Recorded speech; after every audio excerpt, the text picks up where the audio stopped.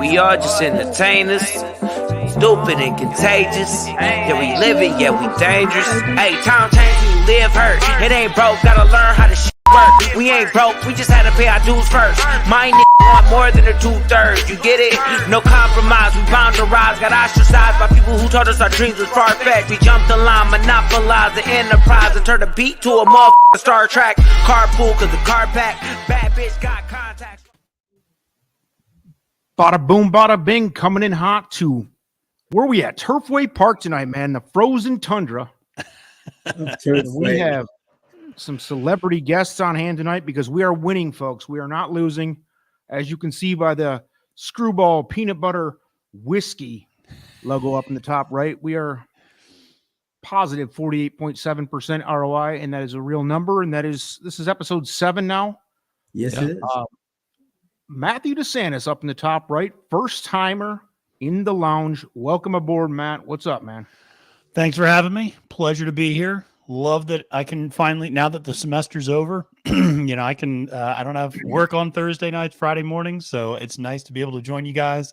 Love that we're doing this at Turfway Park. I'm nice and cozy. It's 70 degrees in here, but it's about negative 25 outside of Turfway Park right now. And we'll see how that affects the wagering and the horses tonight, but excited to be with you guys. And looking forward to contributing and growing that plus 48.7% ROI tonight. Fabulous to have you, Matt. Yeah, thank you, man. Sean Patrick Nolan. Hello, sir. Episode 7, seventh time in the lounge. Perfect record. Oh. Hopefully we can keep that, maintain that, because we're winning with Sean. So, and Sean's had a lot of input on that. He's had a lot of winners. Sean, what's up tonight? Are we going to do Turfway or not? Because this is not, I mean, this honestly, I think I tweeted something out a little while ago. This is the least amount of confidence I'm coming into. We're talking Chuck Down and Delta Down. Matt, if there is a man who can find a long shot in any track, it is one Matt. There he is. And I have total on some good stuff in the Breeders' Cup. Man will be helping us out tremendously. Well, I try, and I have to say, I scouted this one, and I sometimes after I do my picks, one of the things I like to do, I don't know about you guys, I really try to shut things down, put my blinkers on when I do my picks. I don't like to be influenced by other people too much, but as soon as I'm done making my picks, I like to look at what other people have said to see if I align or not. And I looked at one, Caitlin Free, who I trust a great deal at Turfway Park, obviously. And she and I aligned on quite a few long shots. So that made me very happy to see that at least I was sniffing, I think, up the right tree there. So looking forward to this, though. That'll be great. And Sean's he's like the flight line of the lounge, 7 for 7. He's perfect. He's just, perfect record. Perfect. Love it. The gentleman entertainer. He's out here. He's one of the nicest guys in the industry for sure. And he picked some winners. Kind of offsets my a-holeness, which is a perfect yin to the yang, right? So, and by the way, like in a normal setting, I kind of get mouthy once in a while, but now that horse racing Twitter is a prominent thing, right? So I feel I'm pretty tame compared to some of these guys. Yeah, some people, I mean, keyboard courage, there's all sorts of things. I mean, having taught political science for a long time, I'm used to people who just blast off online about, politics, whatever. And then you talk to them in person and they're completely different. And, it's the same thing here. So it's guns are blazing on Twitter, but then you meet them in person and it's like, oh, it's actually a pretty nice guy. Yeah. But hey, as long as we're all in it for the right reasons, we all love playing the ponies, all like making a little bit of money. That's all good. That's what we're all here for. So, and by the way, the Screwball peanut butter whiskey is the drink of the week. And I just got to tell you, I've had it one time. I was at a party and somebody poured me a shot of it and it was surprisingly not terrible.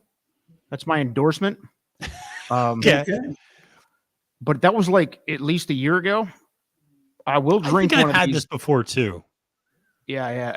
I remember it wasn't terrible because I don't do shots. Not a shot guy. I like beer or like maybe a cocktail or something like that. I don't do shots. Yeah. But this I'm going to actually try to do like the little can up in the corner is what I'm going to try to do. I'm going to try to drink it straight out of the can. It's a double shot can, so I'll probably just sip it because there's no way I'm going to sit here and hammer a double shot down. I mean, that make the live stream a lot more entertaining, but or not. I'm just saying. All right, It could go fine. viral. Fine, you sold me. Now I'm just drinking regular whiskey, Maker's Mark, and excellent. and I have to give a shout out to my guy Gino Picola. Oh, yes. Gino was so sweet, and everybody who follows me on Twitter knows Gino, Barry, and I do Friday Stable Duel live streams together. Yes, Gino sent me and Barry a bottle of Makers as a way of saying thank you as a Christmas gift, and so he's the best. He's the best. Yeah, he can't ask awesome. for a nicer guy. So no, not at all. Love so it. I thought, well, I can't drink this Friday mornings, but I can drink this Thursday nights. Amen. So well, you could do it Friday mornings. It might be a rough day, though. I or could, you might need an early afternoon nap, maybe. But. Exactly. No chalk checking in early. Let's do this. No chalk. Yeah, there we go. No chalk's been killing it for us on the lives. We have races 4 through 8 tonight. 5 races. Yeah. Colin Sheehan checking in. Colin.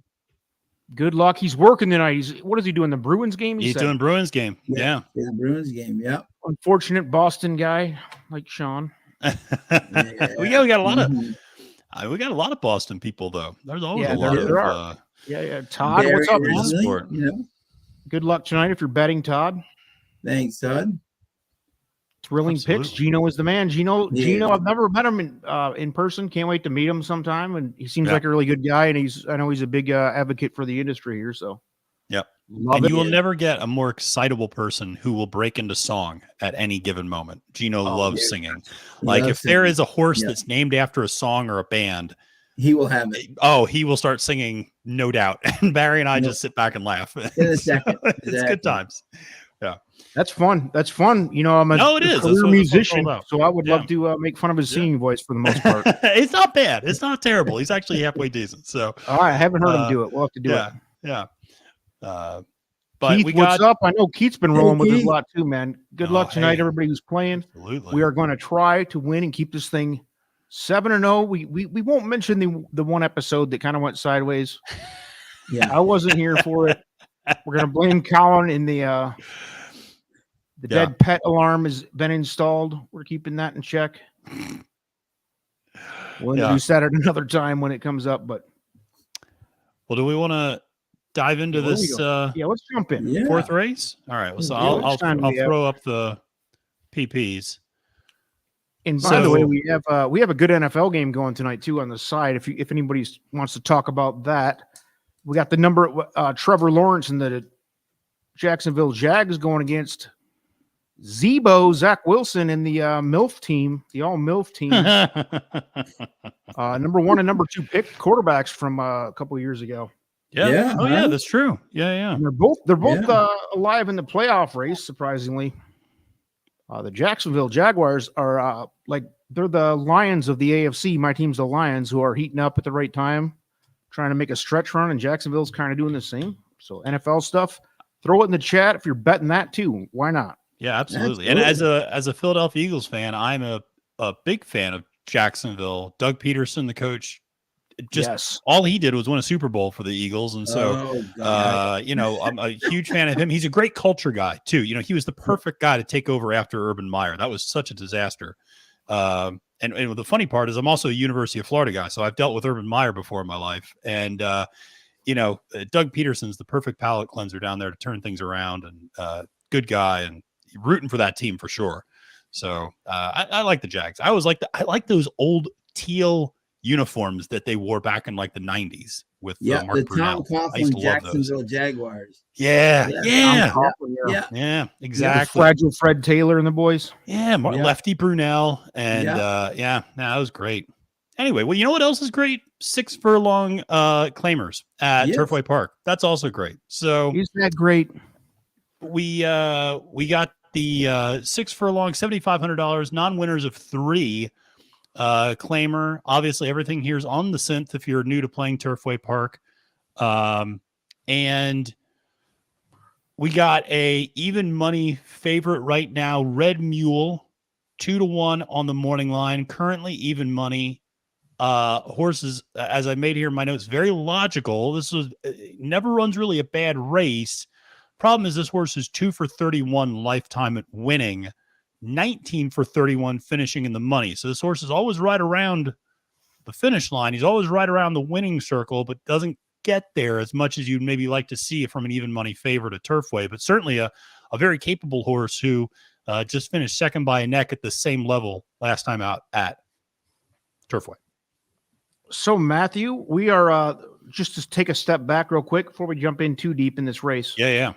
The format of this show is we give the panel of cappers $50 to play with. All right. It's a $50 bankroll total. All right. We can spend it as we see fit. We're covering 5 races, so we're looking at about a $10 average per race. Yep. Bankroll if you're trying to manage it somewhat appropriately. So we try to build something with that $50 as a team here. And for each race that goes by, one of us will have the final word, the final answer. If you're looking at it from Who Wants to Be a Millionaire type of approach, and you can phone a friend. Okay. Historically, I've done the first race of the night just because that's the way I did it the first night. Let's keep it we've rolling. Won, and we've had a perfect record since. We've kept it that way. Nice. Yep. So for race 4, I will go ahead and take the reins on this one, but I do want to hear everybody's input, including the chat. Please jump in here if you've got a strong feeling on this race. Absolutely. Because what is this? I know it was 14 horses to start with. I don't know how many scratched out, but looks like 12 in this race. Field. 12. The 11 and 14 scratched out. Yep. And I'm gonna hold off on my comments for now because Matthew was going down that and saying, he kind of hinted at the fact that Red Mule is even money right now, which is very disappointing. Not surprising, but disappointing. I hope for a little more. Dylan Davis and Mike Maker, the speed figures really pop off compared to the rest of this field, and he is kind of backclassing compared to historical. So I think the last time out, like you said, he ran. Let's see. He runs competitively at this level. He doesn't win a lot. You're right about that. But yeah. But Maker is 16%. 2 off the layoff. I mean, obviously running for that Maker barn, always firing at Turfway Park. One of the leading trainers there already, and historically. So, and it's got Dylan Davis aboard.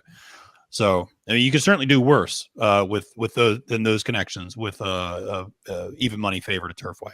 So let's assume that we all think that the 2's the likely winner. What are we doing underneath? Matt, you got any long shot? Or Sean, go ahead. You go first. Yeah, Sean, I was going to turn it over to Sean. Okay. Talk about what you like underneath here, or do you think that the 2 is beatable here? I think he's definitely the horse to beat on the class, but I do kind of like the 5 just in the nick of time for Justin Rivera and Chris Landeros. Interesting. If we look back in December, he ran in, which is basically the same time now. He ran versus 30, claiming 30,000 again with Landeros on him, which I like the fact that Chris comes back to him. Made a real move down the stretch and then faded, but naturally against much better. So and Matt had said right before we came on, which is great, is that cutting back on the distance. I know he's been off for a little bit, but he looks live to me. Matt used that word to use his word, live. And the fact that Chris gets back on him, and he has shown at least a propensity for the Turfway synthetic in December, which is a very important thing. I think he's very live at 7-1, and even his doubles show that he's gotten some interest. So that's the horse that intrigues me. Anybody else underneath besides the 5? Because I agree with you, by the way. I have the 5 placed second in my in our scoring, Trust the Profit scoring. We ran it through the tools. The 5 is second best to us too. I'll jump in with the 9. I really like the 9 a lot. And Heron Powers currently 18-1 on the board, 51 to the morning line. This is a horse that broke its maiden in mid-March at Turfway Park, going 6 furlongs. This horse, I think, has been, I don't want to say mismanaged, but this horse has just jumped around a lot. This horse goes long sometimes, goes super short other times. This horse seems to like 6 furlongs as its distance. Career 2 for 4 winning, 3 for 4 in the exacta. Here's the thing, too. Hootenanny, this horse's sire, is producing 28% synthetic sprint winners. The Dam, Heads Will Roll, is producing 40% synthetic sprint winners. So it's in this horse's pedigree to run really well on this sort of a track. This horse has trained at this track before, has not trained there here in a little while, but I just think this is kind of a little bit of a pedigree play, as well as this horse has run well at this track, roughly at this level. Now, granted, it was a maiden claimer 7,500, but now we're declaiming 7,500. But I just think there's for 16-1 right now on the board. That's a really nice price if you were to try to include it in some verticals and try to maybe include it in an exacta in some way. All right, I agree. My top 4 in order is 2, 5, 6, 9. So we are in lockstep, and especially with the 2 Red Mule being 1-1, even money. All the other horses involved are obviously getting prices. So why don't you talk a little bit about the 6? Because that's the one that we haven't touched on that was in your top 4. Yeah. Let's talk about the 6. We have Diamond State. This is I think he's going to be up on the pace, which is good. I don't know. Here's the thing. How do you guys think the cold weather is going to factor? Because it seems like we just looked at the first couple races and they seem to run mostly to form, but I don't know how the cold, it's unseasonably cold, unearthly cold compared to most of these horses and jockeys have dealt with before. So that's the big outlier here. But I do think I don't know, the 6 speed figure wise and pace wise, I feel like he's close enough, and at a price at 6. 6-1 now. There's a bunch of them hovering around that 6, 7, and 8-1 area. I just think he's right in there. You do know, if anyone has experience in riding every single weather, it's the amazing Harry. Absolutely. Absolutely. He's probably raced in sideways sleet, every condition possible. Yeah. What's interesting is that when he and Larry Smith, the trainer, team up over the last year, they've been winning at a 29% clip. I mean, that's pretty incredible to see that. And even at Turfway, they've been winning at a good clip and returning a 251 ROI. So definitely like to see that. Smith is 22% off the claim.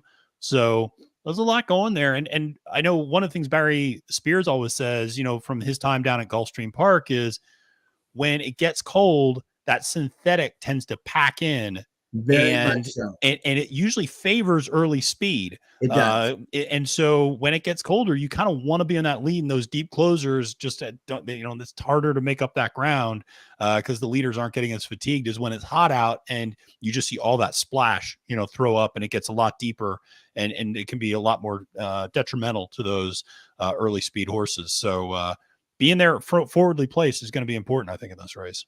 Absolutely. All right, let's take a look at the chat real quick, get some input. We have 7 minutes to post? Yeah, I think so. Yes, we do. As the temperature drops, track should get faster, from Jimmy Johnson. Thank you, Jimmy. Tell us who you're on here. Thanks, Jimmy.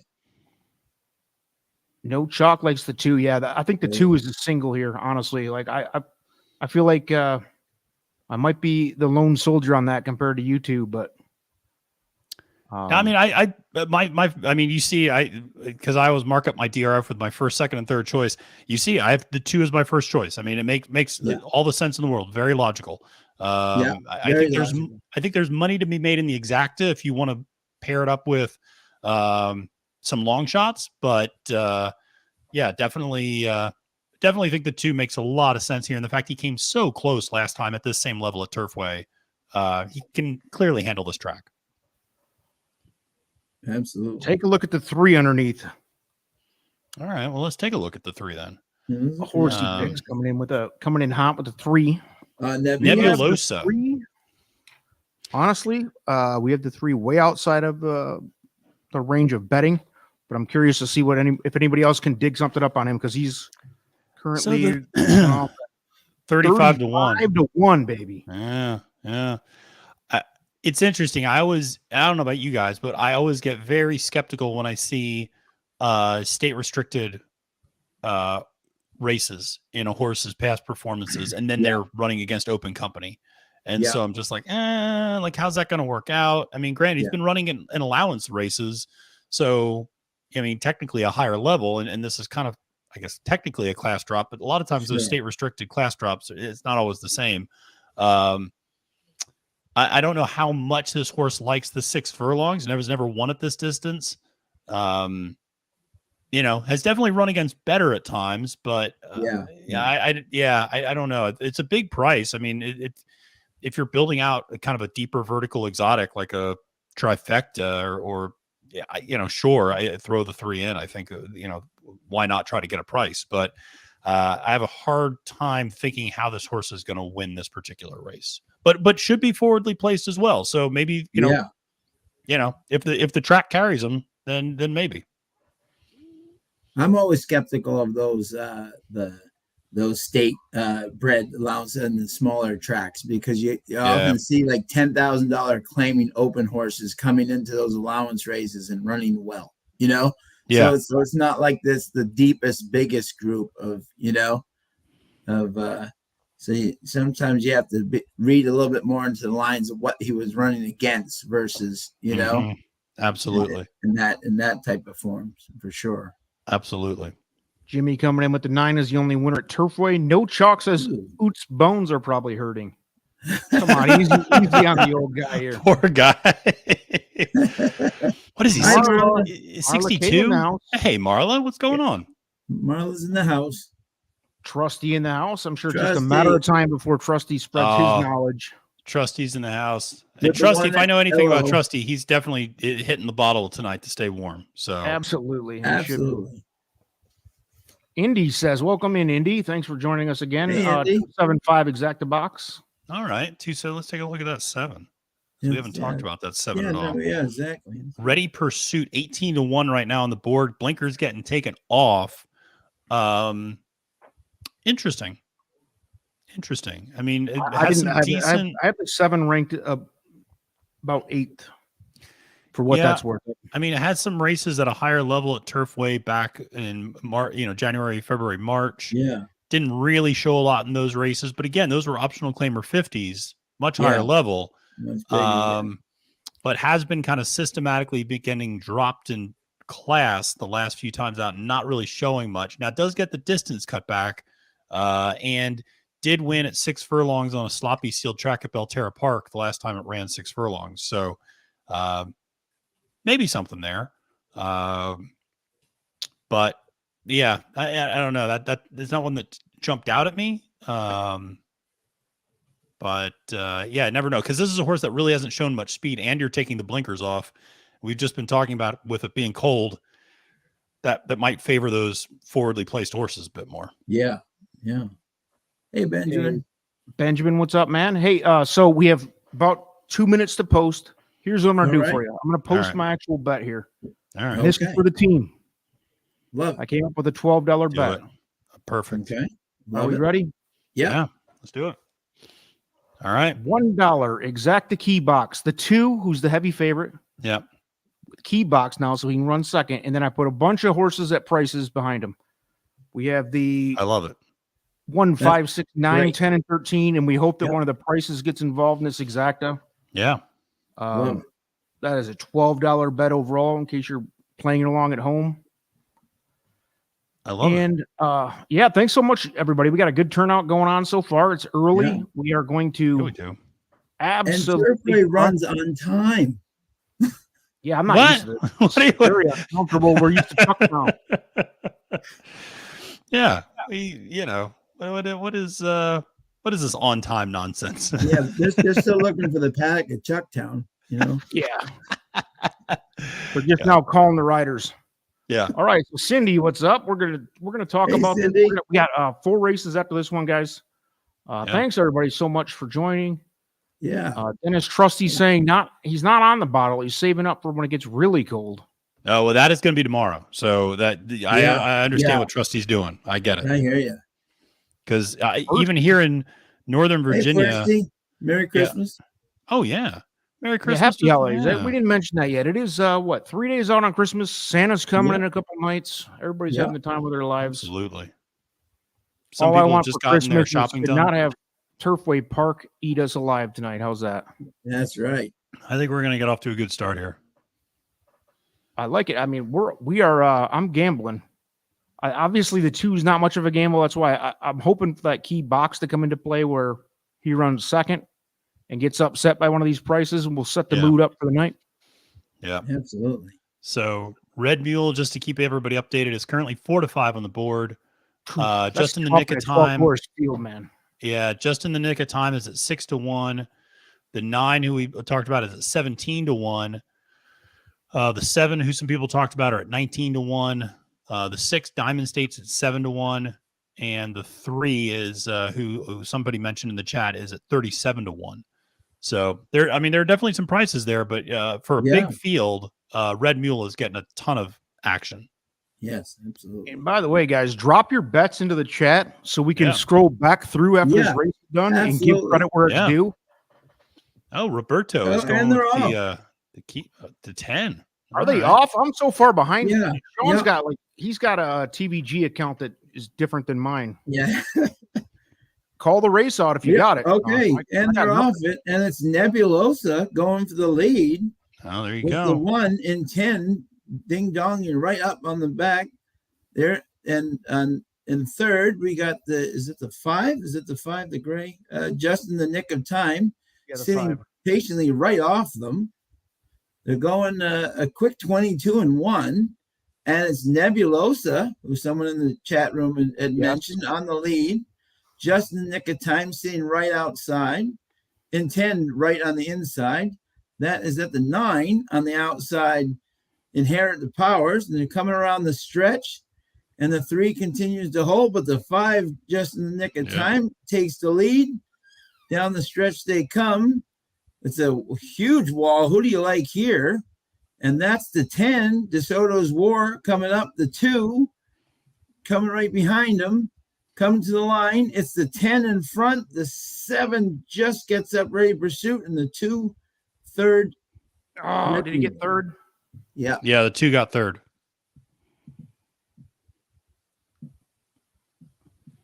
My TVG blacked out on me, failed me, so I couldn't even see that. But yeah, so it's 10-7-2 is the top 3. 10-7-2. Yeah, we had the 10 in there, but that 10 got that big in the double. Yeah. The doubles down there are very telling. Interesting. I do find that Kentucky's doubles are almost the most honest. You know what I mean? That they bet there. Yeah. No, 10. I mean, this is the first time the 10's tried synthetic, and but obviously very, very strong at this distance. 8 for 14 lifetime in the trifecta. Both career wins came at the 6 furlong distance. Big win. Last time out was an allowance at Mahoning Valley and really got blown out. I mean, finished 8th by 20 lengths that last time out, but has attracted some money at the claiming level before. The race before that at Churchill Downs actually came off as the post-time favorite in a $10,000 claimer. Granted, finished 5th, but showed, that obviously attracted some action at the windows, but big win there. And that 3 certainly gave everybody, I think, who was behind it, a brief thrill. But yeah. I'm glad I couldn't watch that because I just saw it finally, and it looked like that 10-2 was going to line up for me, but yeah, me too. I thought you were in good, very solid form there. Yeah, and the 9 a very solid 4th. So it came 10-7. Did anybody hit that? I don't know. 10-7-2-9. Someone liked the 7 out there. Somebody did like the 7 a lot, but I think they had the 7 up top. Oh, okay, yeah. But yeah, Roberto had the 10, but then didn't have the 7 underneath, and.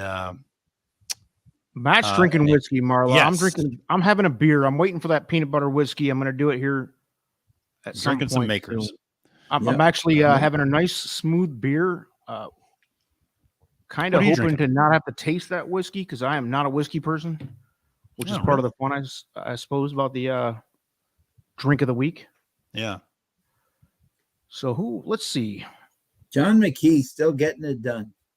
There will come back just the 3 of us. Yeah. Give Todd people- says small world. Yeah, we got a lot of Twitters here. Yes, absolutely. Yeah. This is I think a Yeah, lot of we us have thank met them all. through Twitter, unfortunately or fortunately.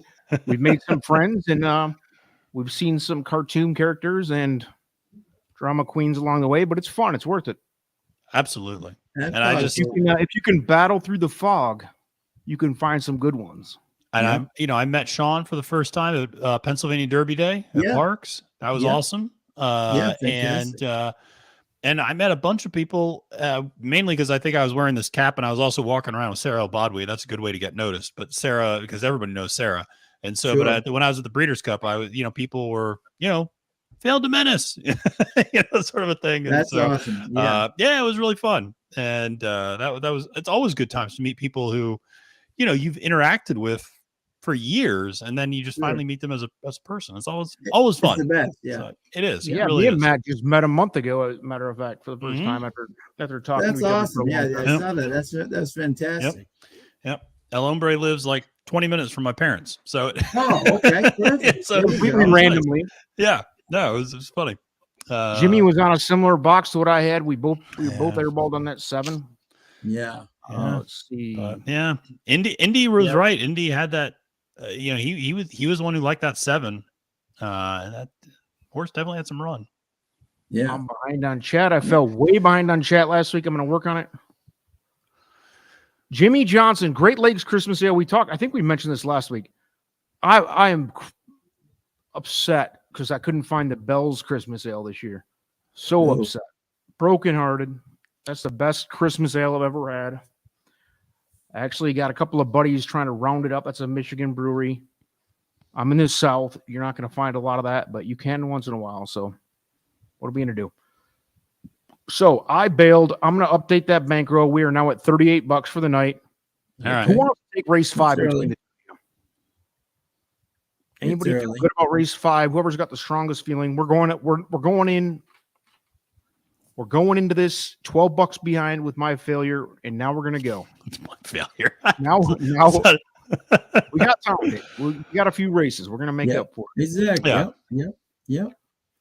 Matt, did you have a strong feeling on here? I didn't have a super strong feeling on this one. I mean, Sure. there were definitely Yeah. a couple of horses that I liked. I don't know. I mean, Sean, what were your thoughts, initial thoughts maybe on this one?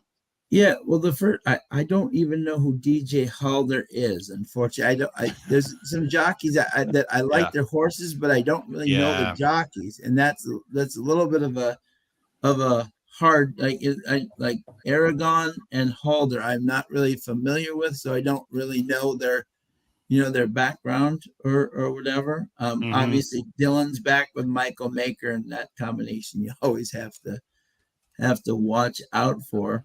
I do think that the Battle of Midway just love Polytrack, Mm. and I don't know who DJ Halder is, but the one thing we just did see is that speed really faltered. You know what I'm saying? Yeah, that's at true. least in that race, like I thought my 5 was in the perfect position, and all 3 Yeah. leaders were nowhere to be found. Don't you know it? Yeah. So that's definitely an interesting kind of a experiment to see who might come from behind. Yeah, because you're right. That 3 wasn't even in the last race. That 3 wasn't even really pressured, so it was hard to say that was a hot pace, or that was Right, yeah. a pressured pace in any way. I mean, you're right. The speed kind of did fall apart. I agree with you. I thought the 5 and 9 were kind of perfectly positioned coming for home. Yeah, and neither and one was then- even and the 9 did well to hold on for 4th, but neither Yeah. one was really a factor down the Right, stretch, right. Yeah, Yeah. absolutely. That's why I don't know who the 9 Park Angel overanalyzed. I mean he's Mhm. a closer, but I don't know. Yeah, I'm not really familiar with our Aragon to know. He's coming Yeah. second twice, so 13% rider. I don't know if Yeah, I'm someone out coming there in- knows I'm who coming in- Aragon rides. Probably the least Yeah. experience at Turfway Park out of all of us, because I played this track a lot like 3 years ago, Mhm. and I've hated it ever since. From a betting standpoint, because it's Yeah. it's just very difficult. I mean, it's a very Sure. volatile, if you will. So, Yeah. but, I mean, What that would also you makes it recommend? great, because if you're right, you only have to be right like once a night. I mean, Yeah.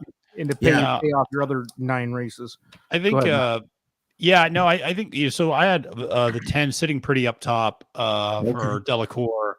Oh, yes. A horse makes a lot of sense, has experience on the synthetic at a variety of different tracks. That's something Sean brought up before we came on air about how different synthetic is from track to track, Woodbine to Gulfstream to Turfway, etc. But this is a horse that's run pretty well at these different levels. And, it's still obviously looking to break its maiden, but has run in some pretty decent maidens and put up some nice figures primarily on the synthetic. I mean, those are kind of the best races. Sure. And I don't know. I like the distance cut back as well, going from 1 mile and a 16th, which is what this horse typically runs, to back to 6.5 furlongs. So I think that could be beneficial. Second off the layoff is also kind of an angle that generally is pretty beneficial. Delacour is winning a 25% rate in that spot. So there's definitely some things to like there. I think Delacour also wins about 33% of the time on synthetic. So I think that speaks primarily to where he runs most of his horses, but still, I mean, it's an impressive percentage. And the other thing is, you were mentioning earlier about the pace not holding up. Sitting Pretty has really good late speed figures, and so if that pace kind of breaks down up front a little bit, like we saw in the last race, then the 10 should be sitting in a pretty good spot. So that was definitely one of the horses that I was interested in. The 3 at 9-1 on the board right now, I think, is kind of interesting. This is, again, a little bit of a pedigree play. The sire and the dam's sire both have wins over synthetic. I think the last workout, once this horse worked out on synthetic on December 10th at Turfway Park, was 3rd out of 39, fired off a 48 flat, 4 furlong work. I mean, I always like to see horses that really take to the surface in workouts. And so that was, I thought, very promising. Should be pretty forward. Can you give us the number placed. 3's name, Matt, real quick, please? Yeah, It Do What It Do. Okay, I was going to say I wanted you to read it quick without thinking about it too much, because that's one of those I call them grammar horses. Yes, It Do What It Do. Piece it together. It Do What It Do. So I think the 3 is kind of interesting in this spot, and then the other one that I was had a little bit of an interest in was the 11, which is jockeyed by Dylan Davis, Mike Maker horse, live wire, 5-1 on the board right now. This horse ran at a $157,000 maiden special weight last time out, and is a Kentucky Downs horse. Kentucky Downs shippers have not necessarily done excellent next time out. We saw that at the Keeneland meet. We've seen that historically at the Breeders' Cup, but this horse has gotten several months off, has been working over this Turfway surface, doing well. I don't know, 5-1 makes a lot of sense. Outside post position and sprints I typically like. So live wire is another horse that was interesting to me. But this was a very spready type of race, in my opinion. Yeah.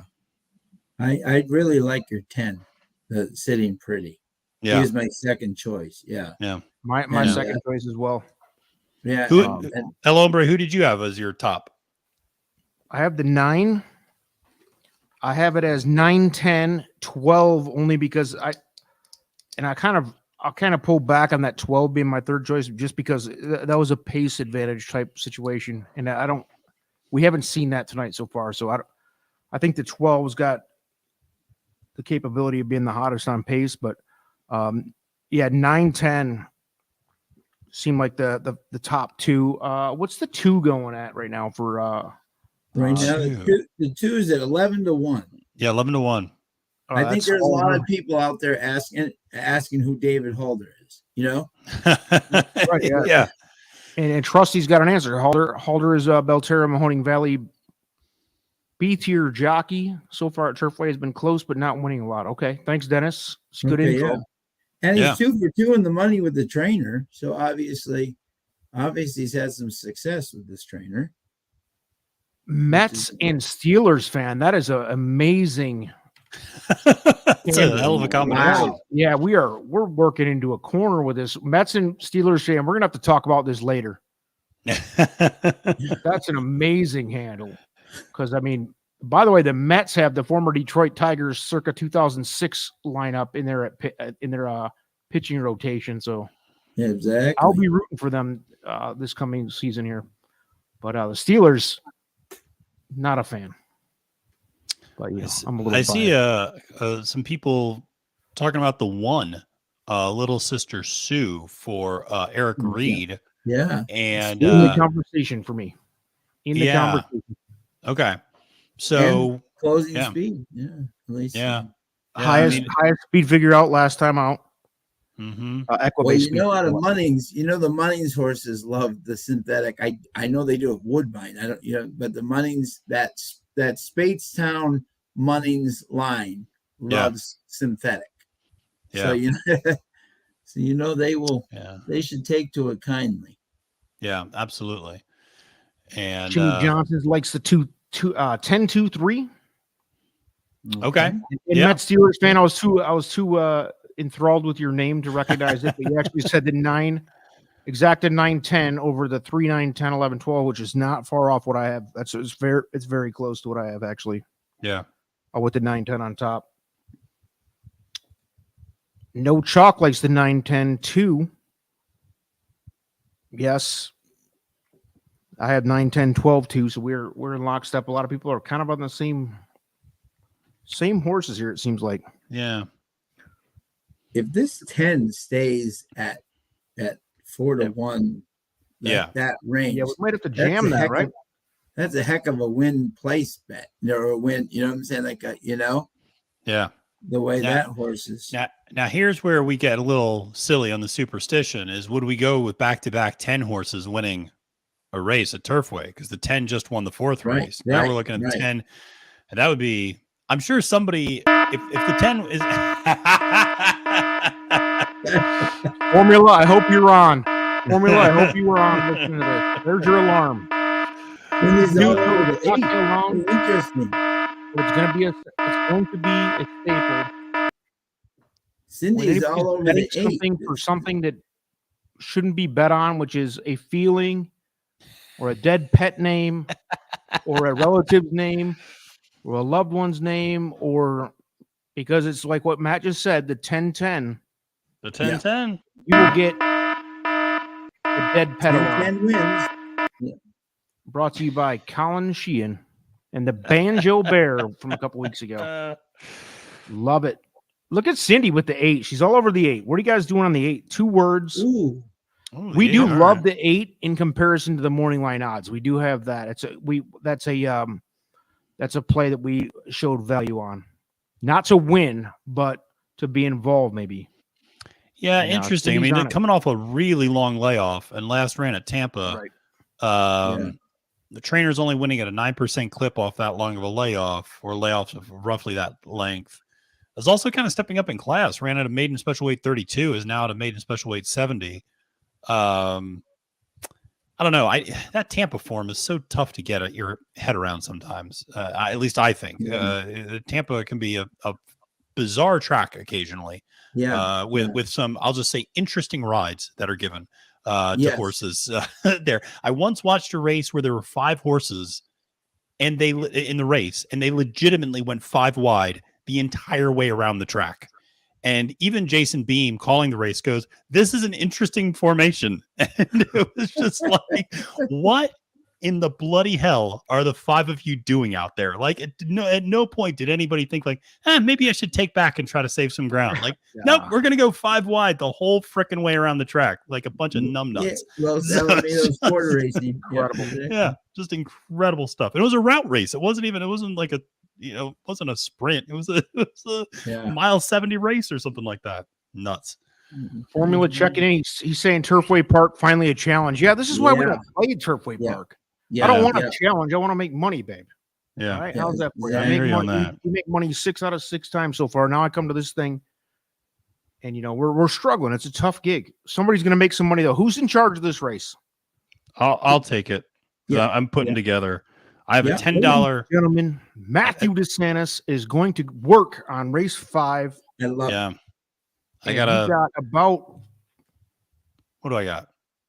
He's got about 10 minutes. Okay. 10 minutes. Yeah. All right. My computer checks in. He's got the 9-10 with the 2-8-9-10. Exacta. Okay. I'm thinking I might steal El Hombre's move from the first race of an exacta key box.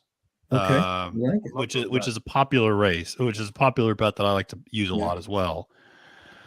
And that 10 sitting at 4 is nice. I mean, that's going to be my key, I think. And then I don't think it's going to get bet down more than that too, because it's so spread. There's a lot of horses. The money's going to be He's the double play too. Yeah. Definitely but then I got the confidence. Yeah. Hey, Mike. What's up, Mike? Hey, good to see you in the chat. Michael Myers, a scary name, but a great guy. All right. Yeah, Absolutely. nice guy. He's going to be in the Tour de Force. We'll get into that later too. He's a competitor in the Tour de Force. He was Excellent. knocking on the door. I can't remember whether he cashed in season 4 or not, but he was close. Mm-hmm. So welcome in, Michael. Welcome, sir. Jimmy likes the 11. No, Jimmy does not like the 11. Oh, yes, thank you. I read the first. That's what I got. ABD Nation checking in. I read the first 3 words and just assumed does not like the 11. Yeah. 2's going to be up on the pace. Let's see if I agree with that. Is 2 going to be up on the pace? I don't know. See. Fast Giselle, probably 110 early pace figure. I mean, one of the I think the fastest in the field. So yeah. Second back from a really long layoff. I mean, this horse was off for a year and a day, honestly. And so came back after a year and a day and actually ran really freaking well. Like almost broke its maiden at Mahoning Valley on a sealed track. And I don't like it. I don't like a year layoff. Sincerely, Dr. Post. Horsey pick. Dr. Post, if you watch, really today for a lot of people. No excuse. Just terrible. Horsey picks like the 112. 19 stable points. Thank you. He killed a lot of stable duel folks with that. Yeah. I faded that race because I thought Endorsed could win it, and then I thought the 4, I can't remember the horse's name, the 4 horse in that same race. I was lucky. I went with Pico. Yo, Paco's Pico. That my dad loves that freaking horse. He ran 3rd in that race. Yeah. About where I put. I did not feel confident in Dr. Post. I faded that horse's whole career, by the way. So I didn't even like him when he was good. That's a good point. I remember fading the hell out of that horse at the Clark last year. Because he was one of those sexy picks that came in late. I was going to say that I thought Andy Serling was a big fan of him, but I don't want to say that for sure. But Andy was really kind of touting this, either him or one of the other horses. And I was like, get the hell out of here. They're not even going to finish in the top 3. That was a very chalky Clark in 2021 with Happy Saver, Maxfield, and Midnight Bourbon as like the clear top 3 in that field. And now the Clark is a grade 2 race. So, lost his grade 1 status. Going back to back, they both were interested in one. I don't know if you know, Matt, No Chalk hit a pick 5 for $4. Yeah, that was the sickest thing I've ever seen. I think really? It paid like $516 $600 or something, right? Yeah, that's awesome. Yeah, that was the wildest pick I've ever seen. Never seen anything like that. That's $4 awesome. pick 5. Who even puts in a $4 pick 5? I know I don't have the confidence to even put that in. No. Yeah. No, is over 36 on synthetic. There you go. There's a note for you guys. That's probably an important note. That's your 2 horse who I have ranked at the 4th best, and I don't know where he's at in the money right now. Actively, he's 9-1. Yeah. 7 minutes to post. Matt, it's time to start considering where you're going here. I think we're going to go with because Sitting Pretty is dropped just a little bit down to 7-2. Mm-hmm. But I think we're going to go with a $1. We're going to go with a $10 bet overall. And we're going to go with another $1 exacta key box with the 10 over the 1, 2, 3, 9, 11. That's what I'm thinking. I like it. I think that kind of covers us from who I think a lot of us think are major players in this race. Yes. Yeah, I like that. So, and I have a hard time seeing this 10 running a bad race. Marla's on the 8 too. A couple folks in the ladies are sticking together. They like the 8. 2 words. 2 words. I just this Tampa form. I cannot get behind it. I do remember, if I recall, I do think Gia Romantica was definitely either a stakes horse or allowance horse. So at least so let's take a look at that actually. So so Gia Romantico So first of all, bet is 2 not next out final yet, winners from right, that Matt? race. We're Was that? not, or is that bet finalized or no? Are we It done? is finalized. Yes. Okay. So it Yeah, is. It I'll is punch it finalized. into the chat just Yeah. so you guys can see what he's doing. I punched it in. Okay. You did? Yeah. Okay.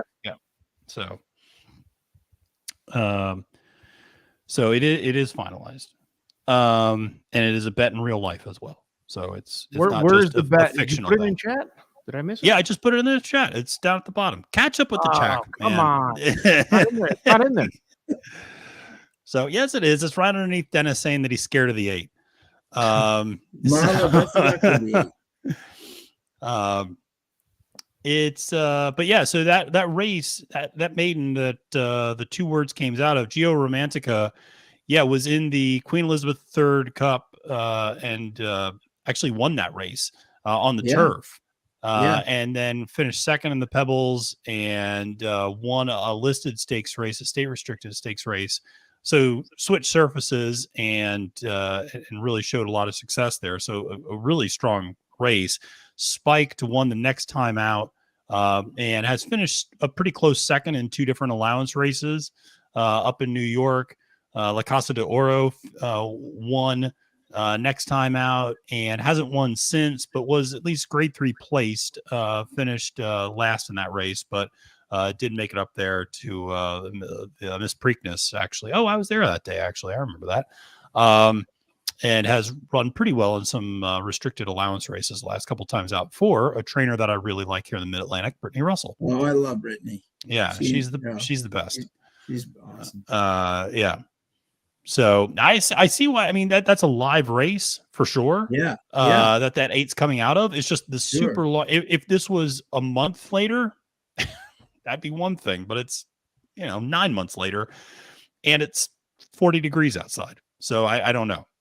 Going from Tampa, that's a different switch. Exactly. So no chalk's going 9 over the 1-2-10. Can't fight you too much on that one. Fairly similar where we're at. Yeah. Here's one, similar. Matt. Here's an inside joke from earlier. Yeah. Dennis thinks he's making fun of me. No, they're really making fun of you. He's making fun of me because I was convinced that Turfway Park had canceled. And I read up. I saw what you were talking about, and we both kind of thought that Turfway was going down tonight. And I think it was about what, noon or 2 o'clock in the afternoon, and we were like, they should have said something by now, right? And then all of a sudden, like, DRF pulled the past performances down. It's over. I'm like, shit, because I wanted to have the cocktail lounge fun tonight at Turfway Park, but it looked like they were down. They actually pulled it off their website. Yeah. And then I started getting 100 direct messages on Twitter saying, I don't see it anywhere else. Are you sure? And I started looking, and I questioned Matt back, and next thing you know, it's back up on DRF. So we blame DRF, right? Yeah.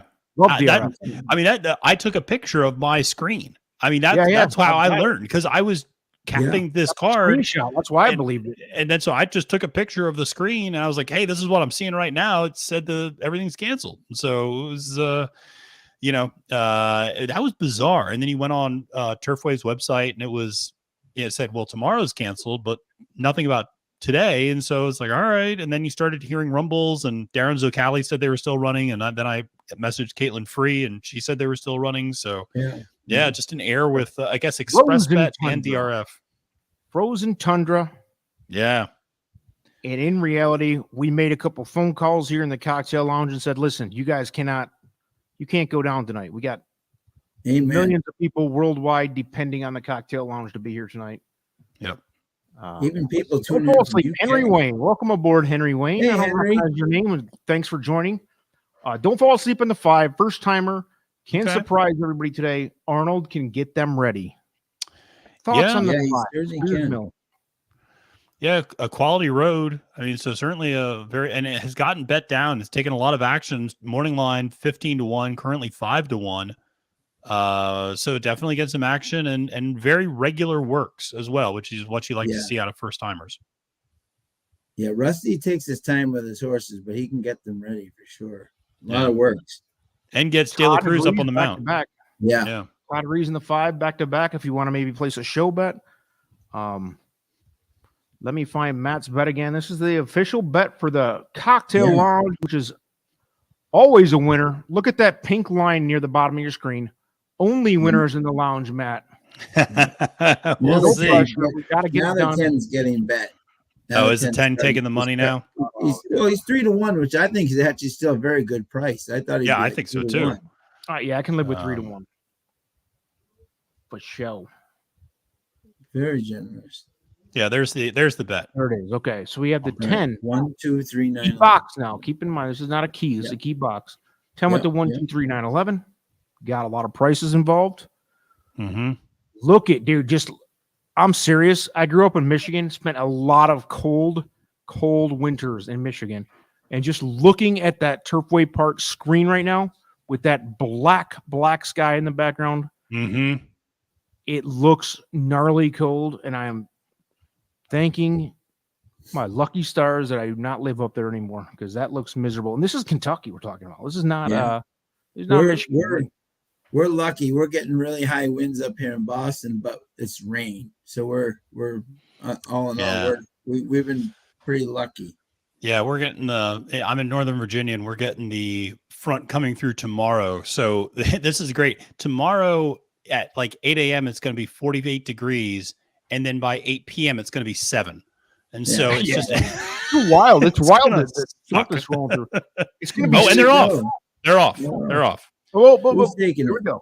Yeah, they're off. You gotta have a And we winner have here. the 2 on the inside. Fast Giselle gets up there to the early lead, but she is joined by 2 words, who's just putting a nose in front. Sitting pretty, sitting fourth right now with the 12 stand-up comedian on the outside.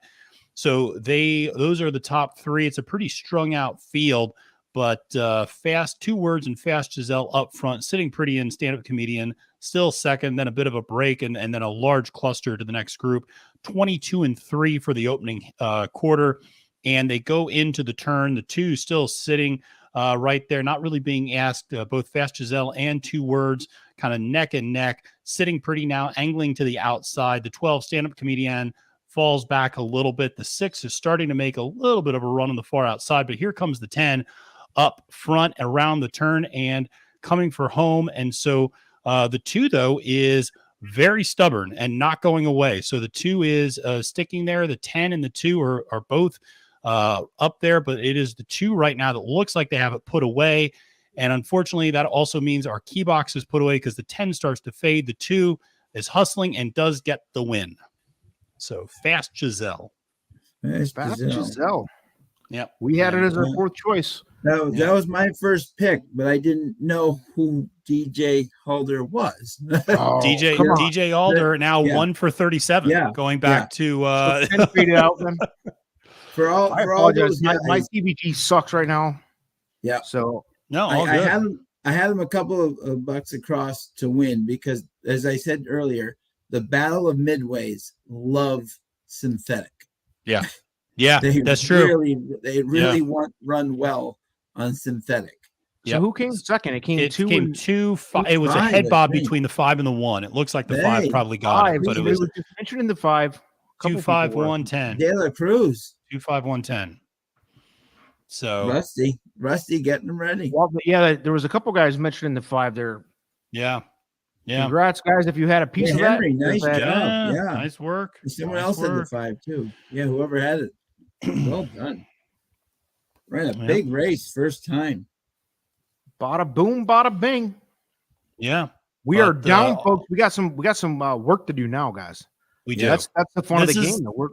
The comeback's happening though. And that's the key. 100% of the time. I gotta do my peanut butter whiskey shot, which I might throw up on live TV. That'll be fun for everybody to watch. There you go. So we had the 10 faded out. We had 2 in the 5. Man, the Fast Giselle going off at 10-1 on the that's a great price on that horse because that horse should not have been 10-1. I couldn't believe it. Yeah. Yeah, there's no way. So the official order is 5-2-1-10. And great run by Fast Giselle, who I really liked as well. But man, that was yeah. What's up, Tom? Welcome back. Thanks for joining. Michael Myers in on Dr. Post. Yeah, that was I think I 100% agree with you on that take. Thrilling picks. No love for my $6 pick for Thursday. I have no idea what that means. Anybody? I don't know what the $6 pick for was. Thrilling picks. If you can elaborate on that one, no clue. Yeah, but great. Dennis great was job afraid on of the 8, which I don't think the 8 was. The 8 was up on that pace. Yeah, The no, 8 yeah, finished? Yeah, the 8 was up on the pace and finished.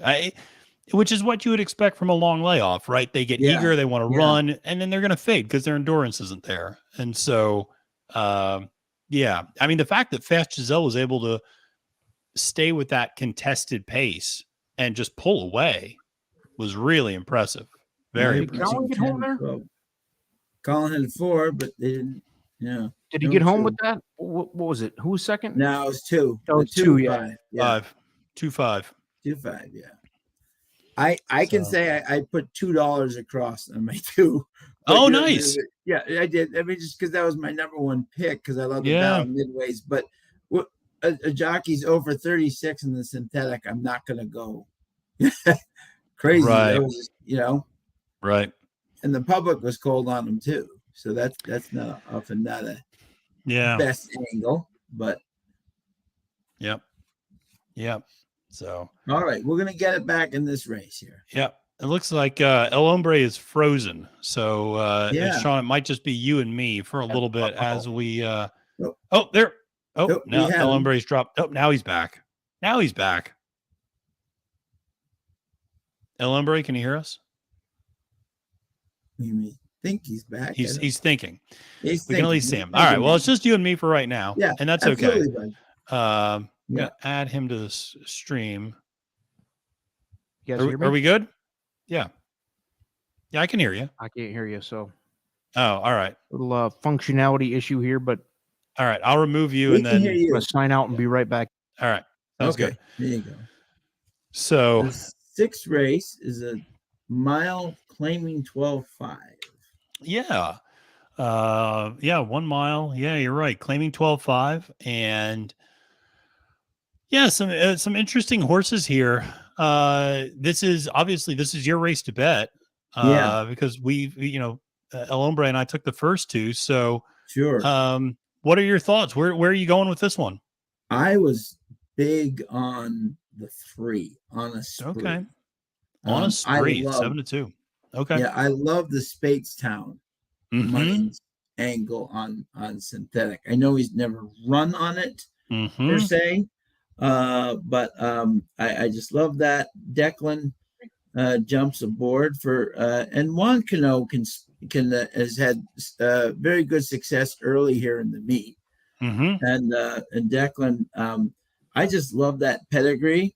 Obviously, we saw the fact. What I like about this horse is that even in the 2 slop races, often you can tell horses that like slop may like polytrack. Yes, and he won both races. Yes, on the slop. So I figure, and what I like about him is that he can, like, one race he comes 4th, 3rd, 2nd. The next he just goes to lead and blows them out. You have to be versatile. And this horse just seems like that type. So that is the horse that I'm definitely on top. But I want to hear what you two have to say for sure. First off, you guys hear me now? Yes, I can hear you. Yeah. Can you hear us? Absolutely. No, all good. Yes, I can hear you. Dennis, this is Dennis. Can I let me share a little something? Please. There you go. That's Thank the way you, computers so work in I just had Kentucky. to unmute it. This guy is turn it just off and back on. me on the sidelines. Yeah. Does anyone know who Jay Musaro is, by the way? Does anybody know who? What? Jay Musaro. Jay Musaro. I can't say I do. He's the 8. Okay, I didn't either. Oh, so that's a good transition because I actually kind of like the 8. Yeah. I just didn't know who his jockey was. Yeah, it's a horse that's won over this surface at Turfway, going 1 mile and 1/16. This is interesting. This is the only time, the only 2 times this horse went 1 mile. I thought were very solid showings at the fairgrounds last year, and they were at higher levels. And so one was at a $41,000 allowance, finished 3rd to Gentle Soul, who won next time out, and another time finished 3rd again in a $30,000 claimer And so I just thought this horse, horses are weird. I think milers in particular are kind of really weird that they just like running at a mile.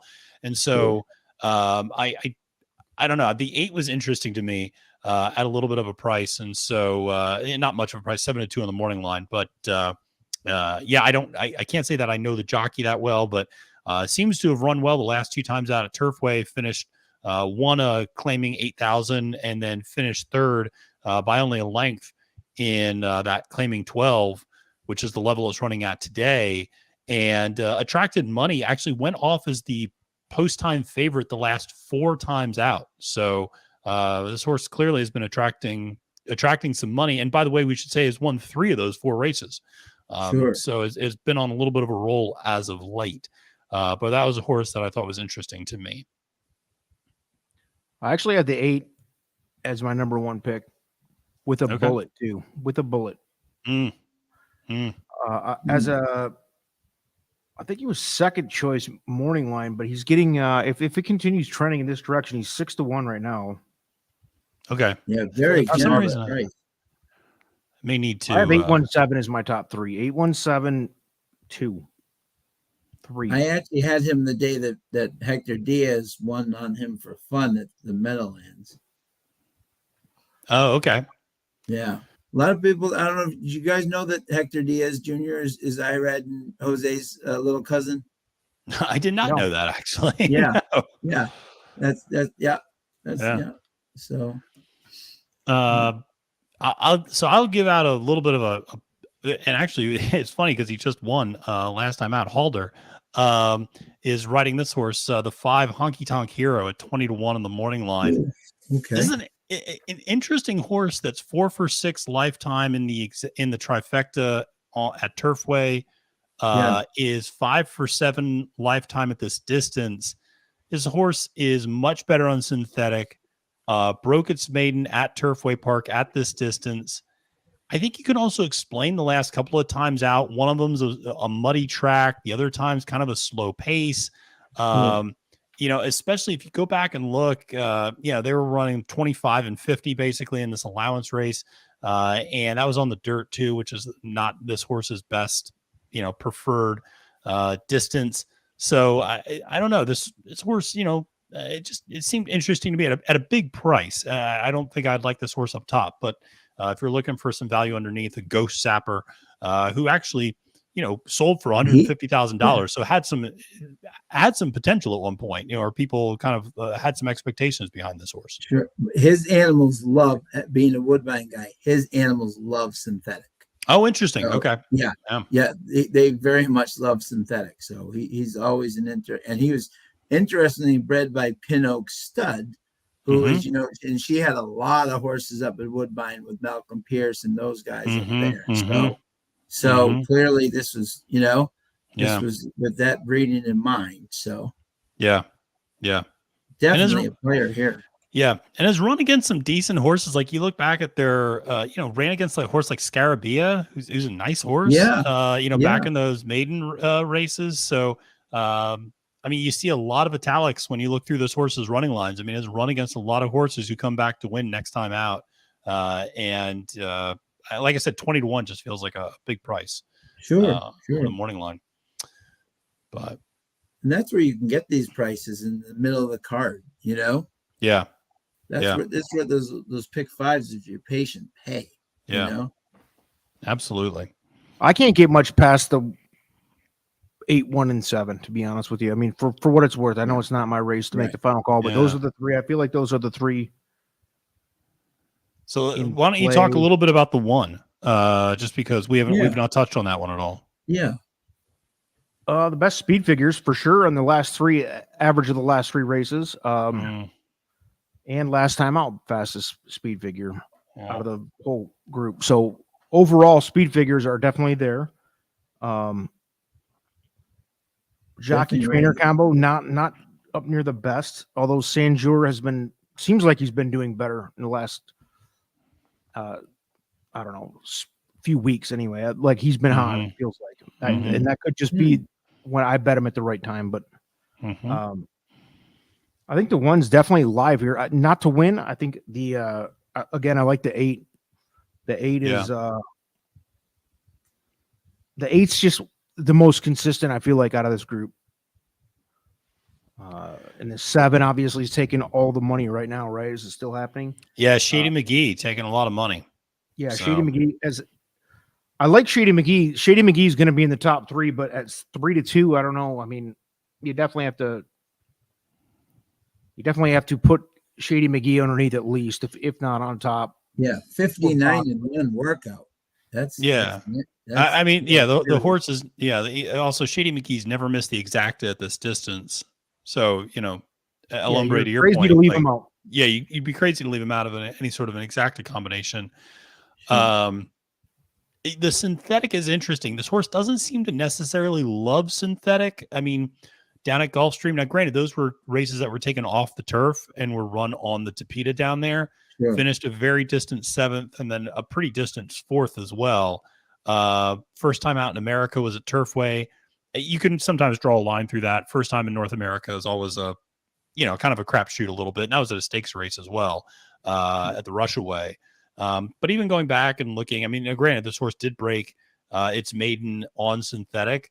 But it kind of an interesting, I think there's some reasons to play against the 7 up top. But you don't want to fade too far. Sure. I can't pass this one up. This is great. This is beautiful. No chalk, just hitting the target completely. Bullseye with this comment. This is great. Dennis Trusty, in horse racing, everyone is related to everyone. Me and Sean are distant cousins, and Matthew is my brother. No chalk's reaction to this is priceless. No, Dennis, that's a Kentucky thing. Club banger. That's the comment of the evening. We give out an award for that one. That's perfect. Cheers to you, Dennis. Brother from another mother, but I love you much. And so here's some info on Massaro. Okay. Oh, okay. Tom bringing the heat. Yeah, that's great. Great information from Tom there. Yeah, 99%. Yeah, guys. So that helps. what we're talking about is a decent jockey, but not a standout. That's what I love about. I think that's so interesting too. Sometimes you get that in these Midwestern circuits, is you get these jockeys who are from so many different states because you have them all kind of jumping. You got Ohio and Indiana and Kentucky and Arkansas, and you get them all kind of coming together. Whereas you know what the New York colony looks like. You know what the Florida colony generally looks like. You know what the kind of even the Mid-Atlantic, like the Laurel, Pimlico, Parks, you know what those colonies are. You get into Turfway, it's just like a totally different, like, oh, this guy's from here and he's coming over there. And so you never know. But yeah, it's good information from Tom for sure.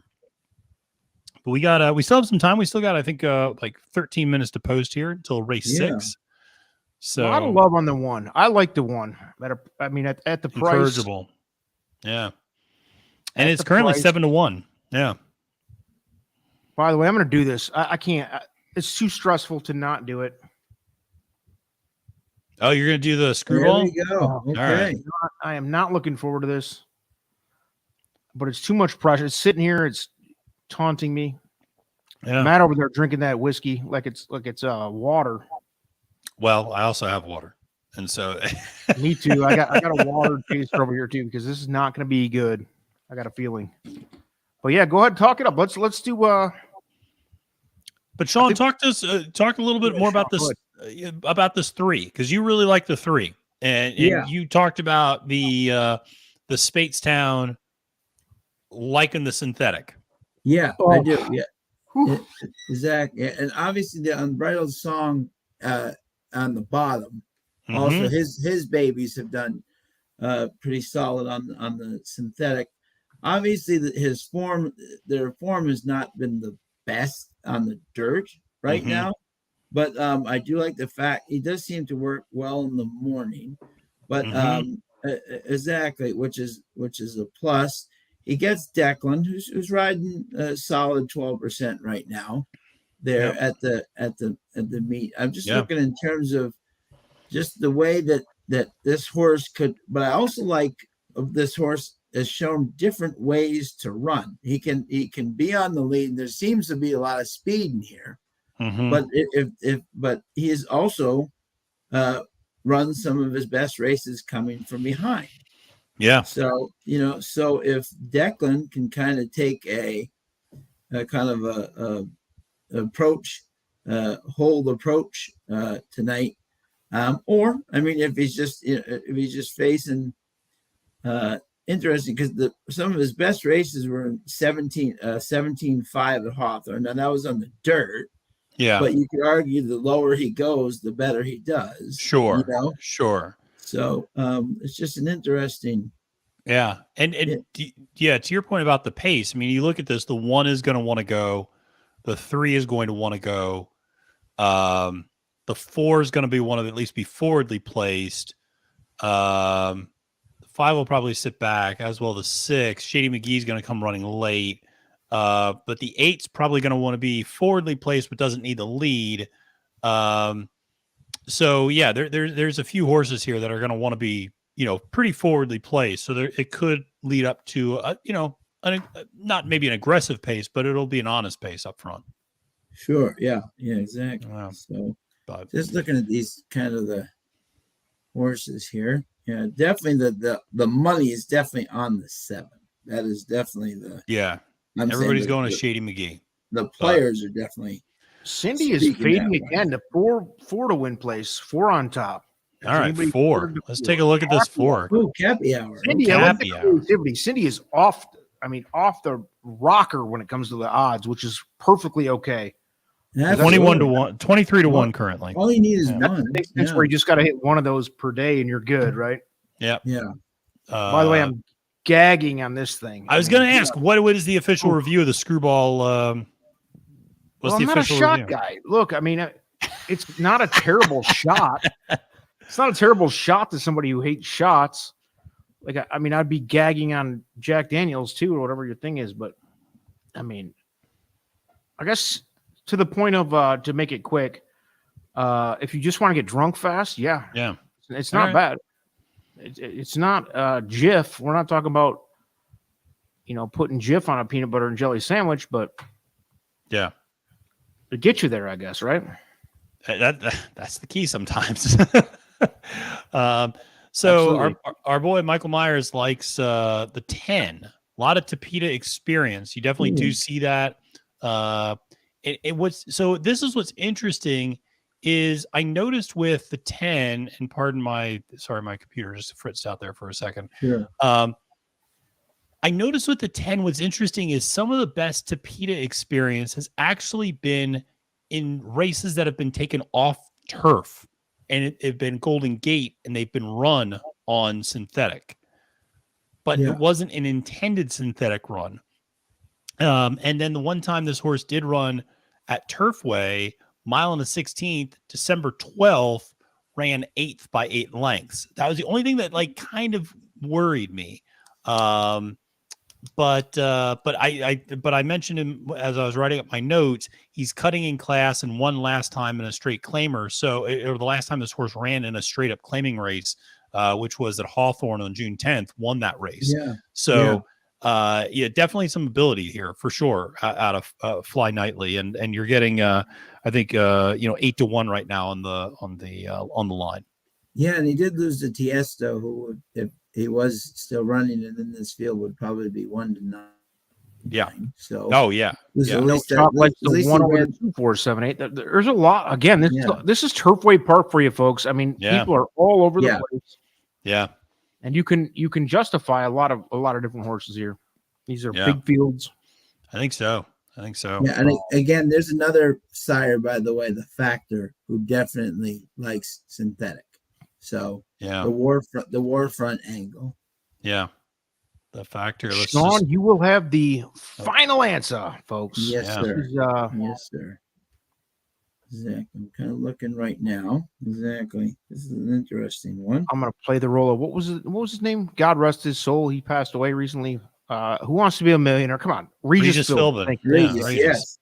Come on, I'm out here just falling asleep on that. Your final answer? Incredible. Love let's see. So Sean's got to make the call here in terms of. I know he likes that 3 up top. How much time are we looking at, folks? I'm not trying to rush it. Around 6 minutes. I think we got 5. Minutes. Yeah, 5-6 minutes. Yeah. Make sure we can put the bet out to the public. Yeah. Jimmy Johnson looking at 10 to win on the 1. I am not mad at you for that. I kind of. Yeah. No, it's very solid play. I love the 1 mischief. at a price. Yeah. I love the 187. 187 on an MF and cop, as Ice Cube used to say in the NWA songs. For all those 90s babies. Even buyers wise, which is interesting, Matt's 5 intrigues me. You know, like in terms of like when he was running against better, at least back on Turfway, you know, showed that he could run in the February and March, no picnic at Turfway, the 5. Yeah. You know, and he ran some of his best races back then, you know. Yeah. So that's one of those, and he was.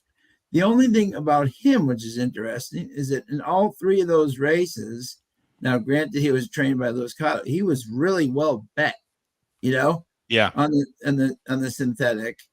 And today they're not really showing up for him, which I find interesting considering he's back on the synthetic, where he's run some of his best races, and he's a go zapper, you know. Yeah. But I mean, he's not been tearing up the workout track the last few times out. So I mean, that could be another factor as to why people aren't falling over themselves to get there. Yeah. But we got I think 4 minutes to post. So Sean, we'll let you do your work and get your bet in here. Yeah. Exactly. Narrowing it down for the kids. Yeah, got to make some money. It's Christmas. I got some last minute gifts to buy. I got no money left. Absolutely. Yeah. Draining my bank. Me and Matt have so far failed the bankroll. It's time to make it up, baby. We got $28 left. We're doing it right here. Yeah. Right now. Yep. I'm making money. Okay. Let me see here. Think positive. I'm gonna choke down this screwball peanut butter whiskey for you. Love it. Okay. I'm gonna look right now. Okay. God, is that awful?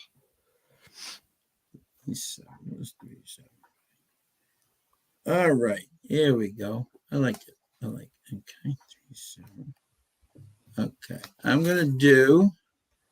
Okay, yeah. Let's see. Bring it with conviction, Sean. You got it. Yeah, no, exactly. I'm liking it. It's so tough with this 8. Race 6, Turfway Park, the hardest track in the country. It's so hard to play. Exactly. I'm just going to try to bring us back. I'm going to do 5 to win in place in the 3. All right. 5 win place on the 3. There you go. Try to bring us just back. keep it simple. Yeah. I love it. For the kids at home. Yeah. Let's see what this 3's got in them. 9 to 2. I like it. That can bring us back. I can't. Oh, absolutely. That'll more than bring us back. So that'll put us in the black. For the kids at home, I am playing this. As always, I play it live. I'm playing it. Yep. We're not just talking. We're betting it, babe. No, you got to bet it. Declan Cannon going to bring it home, or else we're going to get on to what's his name's Twitter spaces later and talk to him. Yeah, exactly. Yeah. Marla K, got your back, Sean. Let's go, baby. Thank you, Marla. Got that 110.85 going on. I don't know if you're betting or not. Santa's coming to town for Turfway Race 6, says Keith. Thank you, Keith. Jump in, Keith. We're going hard on the 3. Hard living. Once again, to recap, it's a $5 win place on the 3 horse, and this is a big one for the team here. We were at $28 going into this race. Mm-hmm. For the undefeated, undisputed Cocktail Lounge, we're only winners. Absolutely. Now you make me want to bust out my old ring announcing voice. Right. Ladies and gentlemen, introducing first. Yeah, where I just go ahead. I just bring it. Yeah. The undefeated, undisputed heavyweight champion of the world. Yeah. No. That's it. I gotta keep it Love minimal. it. Hey, Michael Buffer. They're hammering the 7 naturally. Oh yeah, Shady McGee, of course. Yeah. Who much like the 2 in that 4th race, Shady 3 for 23 lifetime winning. And here's the thing about Shady, 7 for 23 in the trifecta, like not even that, like at least with the 2, you could say like, well, that horse is really close a lot, or that 2 in the 4th race, you could be like, oh, well, 19 for 31 in the money, like in the money, it's there. I mean, I get that Shady's running against better, but like, I don't know, there's plenty of reasons I think to fade this horse. So, I think moving past that is a good choice, and you're getting a nice price, 5-1 on the 3. So, Exactly. We're getting close to post time here. We are. Yeah. Everybody, put it in the chat. What are you betting on here? Yeah, let us know. Jimmy Johnson going 10-1 on the $10 to win on the 1. Colin's got a 4-horse. I don't know what that is. Super, I guess. This is Santa's gonna bring home some winnings for you guys, hopefully. You could go 6 by 6 by 6 by 6, and still not come up with the right one that's, and then look back don't you know it? And say, oh, that one made sense. On top of me. Here we go. Win place. It's a $5. There you go. Thank you, Keith. Yep. I'm slacking Tom. I'm on it. Thanks, Win Tom. place, 3-horse, right? Yep. Yep. Here we go. They're all in line. All right, Tom. We'll get that up for you quicker next time. I failed. Be interesting to see where Declan's going on here in the background. Yeah. And they're off. The 1 gets a pretty good position. The 2 and the 7 have a bad start. But it looks like the 1's going to lead them into the first turn. Incorrigible up top. Cappy Hour, 27-1. Sitting there in second, sitting just off. Those 2 have opened up about a 2 or 3 length lead now on the 8, Takafumi, and the 3 on a spree. Followed by, I believe, the 6, and then it gets really hard to see some of the others. The 2. Just because, the 2 I thought, but then I think the 10's in there as well at some point. So, but up front, you still have Incorrigible, 9-2, leading with Cappy Hour just off his hind, and so those 2 are about 2 lengths clear of Takafumi and on a spree as they start to go into the far turn. And Incorrigible continues to lead. Hasn't really been asked yet, is actually starting to pull away a little bit from Cappy Hour, starting to fall back. Takafumi now angles to the outside. The 3 on a spree is using the inside rail to his benefit and moving up. Now the 1 looks to be out of gas, and here comes the 3 running like a freight train coming down the track. And here comes the 3 who is just getting a beautiful ride from Declan, who just slingshot around that corner and now is 5-6 lengths clear of the field and is coming home. Get that win place. There you go. SPN Nation. There it is. Right back at you, 3 kids. wins. We're back. We're talking later. We'll talk to you guys in a little while. Love it. Sean, give a new hope to the kids. That was a great ride. Baby. I'll be honest with you. I had the 3 ranked 5th best. Wasn't going there. Good call. Great call. Great call. That's 2 races in a row. Wasn't going to put the 3 on top. Good call, baby. Yeah, that's great. The experts together, a meeting of the minds. We're doing it. Let's go. That's 2 races in a row for you, Sean, where I think you did the right thing, where you identified these are pedigrees that like synthetic in general. Yeah. And that's a tougher thing to do that I think American handicappers are going to have to get more comfortable with as more and more tracks run on synthetic, and you see more and more races run on synthetic. Absolutely. We know who's good on turf, but getting to know who's good on synthetic, and dams in particular who are good on synthetic. I mean, that's such a unfortunately area that's just unscratched, and so that's great. Awesome. Yeah. Thank you. Yeah. Awesome win. Here we go. Formula's way up for the night. Someone hit him. Trash in the background. Michael Myers started that pick 3. Yeah, man. So we got a lot of people like that.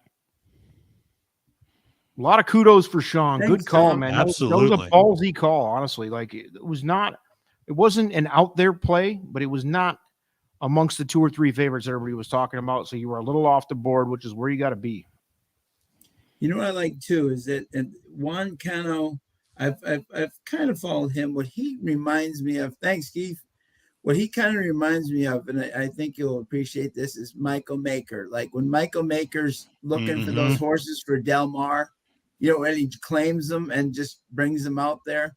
This move, I think, was Juan kind of had maybe just was running them at Churchill, just kind of to run them to get them to Turfway, because he spotted his horses very well so far in the meets. And I think that's his fourth win in like 14 starts. So he's spotting his horses very well, you know, and that's a key, Absolutely. It's funny you mentioned that. There are certain trainers that I just trust to place their horses in the right spot. And even if I look at it first blush as a handicapper and go, does this horse make sense here? Like, oh, that's interesting. That horse is here. And then I'll look at the trainer and I'll go, okay, like that gives me more confidence maybe sometimes in a horse where I go, an example just very quickly. Another one is somebody like Graham Motion. Like Graham Motion never puts his horses in a bad spot. Like every time I see a Graham Motion horse, I'm like, even if it's a long shot, I'm like, there's a reason he's putting this horse in this race. Like this is either working towards something that's very logical or this horse has a real shot to win. So I always love using that angle. Yeah. And I think you would appreciate too, Matt. Delacour is definitely one of those guys. He can go to any track and spot his horses very, very rightly where they belong, I have a lot of respect for that, for guys who can go all across the country and spot their horses in the right place. I mean, it's one thing. Remarkable. Yep, absolutely. It really is. Really, really is. To keep your eyes on that many condition books and to know where where is going to be the right spot to put the next horse is great. So, and Michael Myers is right. That was a hell of a ride by Declan. Hell of a ride. Declan that was amazing. Perfect. Exactly. That's why I left that comment up. That was 548 in the middle. Yeah. Woo. Formula celebrating his trifecta. He's at a few. Well done, Formula. There you go. Out here killing it for the profits in the background here. Philly blue cheese ain't macaroni. I don't know what that means. Anybody? Okay. Did I miss something? I don't think so. I don't know. Whatever that means. Congrats, Steve Rock and Ray. We'll keep going with that. All I see are winners in the lounge. Absolutely. I'm rocking the Polar Seltzer, by the way. All right. There you go. I'm going to go back down to my kitchen to get some more of this Makers for the last two races. Yeah, go so ahead. I'm going to excuse myself for 2 seconds. Absolutely. Yep, I'm gonna have to take a little boys break in a minute too. So we are back, baby. All right. The profits are hopefully that gives. We'll see what the payouts are. We'll finalize the payouts here. Trusty with it, well done. 866 and 548. Yep. So we're back over even. Yeah, that takes the bankroll to 53.35. Beautiful. Thank you. Good job, Sean. This is why he's the 7-timer into the lounge. Coming up big when we needed him most. All right, we're going to hide this. Thanks, Dennis. Yeah, man. Great job. We needed a hit there, even though it was I wasn't super confident in your pick, I'll be honest. I mean, but that's the beauty. We got to everybody bounces some ideas off each other. And you know what's funny? You know, was it the 8 that got second? Yeah. Those are my top 2 picks. But remember, I didn't know who Jay Musaro was. You know what I'm saying? So I didn't want. I love the 8. I love the 8. And, but actually, the 3. I think the 3 went off. Actually, what was the final? How did they go off for? I'm curious to see now. The 3 went off at 6-1. They went off at 6-1. So yeah, it was either one of those would have paid Exacta paid $60. My top 2 picks. I didn't play it, but I played the 3 across. So I'm listen, man, we were in battle back the bankroll mode there. Yeah. No, so exactly. The 3 got the ride the 8 needed. Good. Yeah, that's very true, Dennis. You're right. Very true. Yeah. We're all geniuses after the race. We're all geniuses after the race. You know. Yeah. Exactly.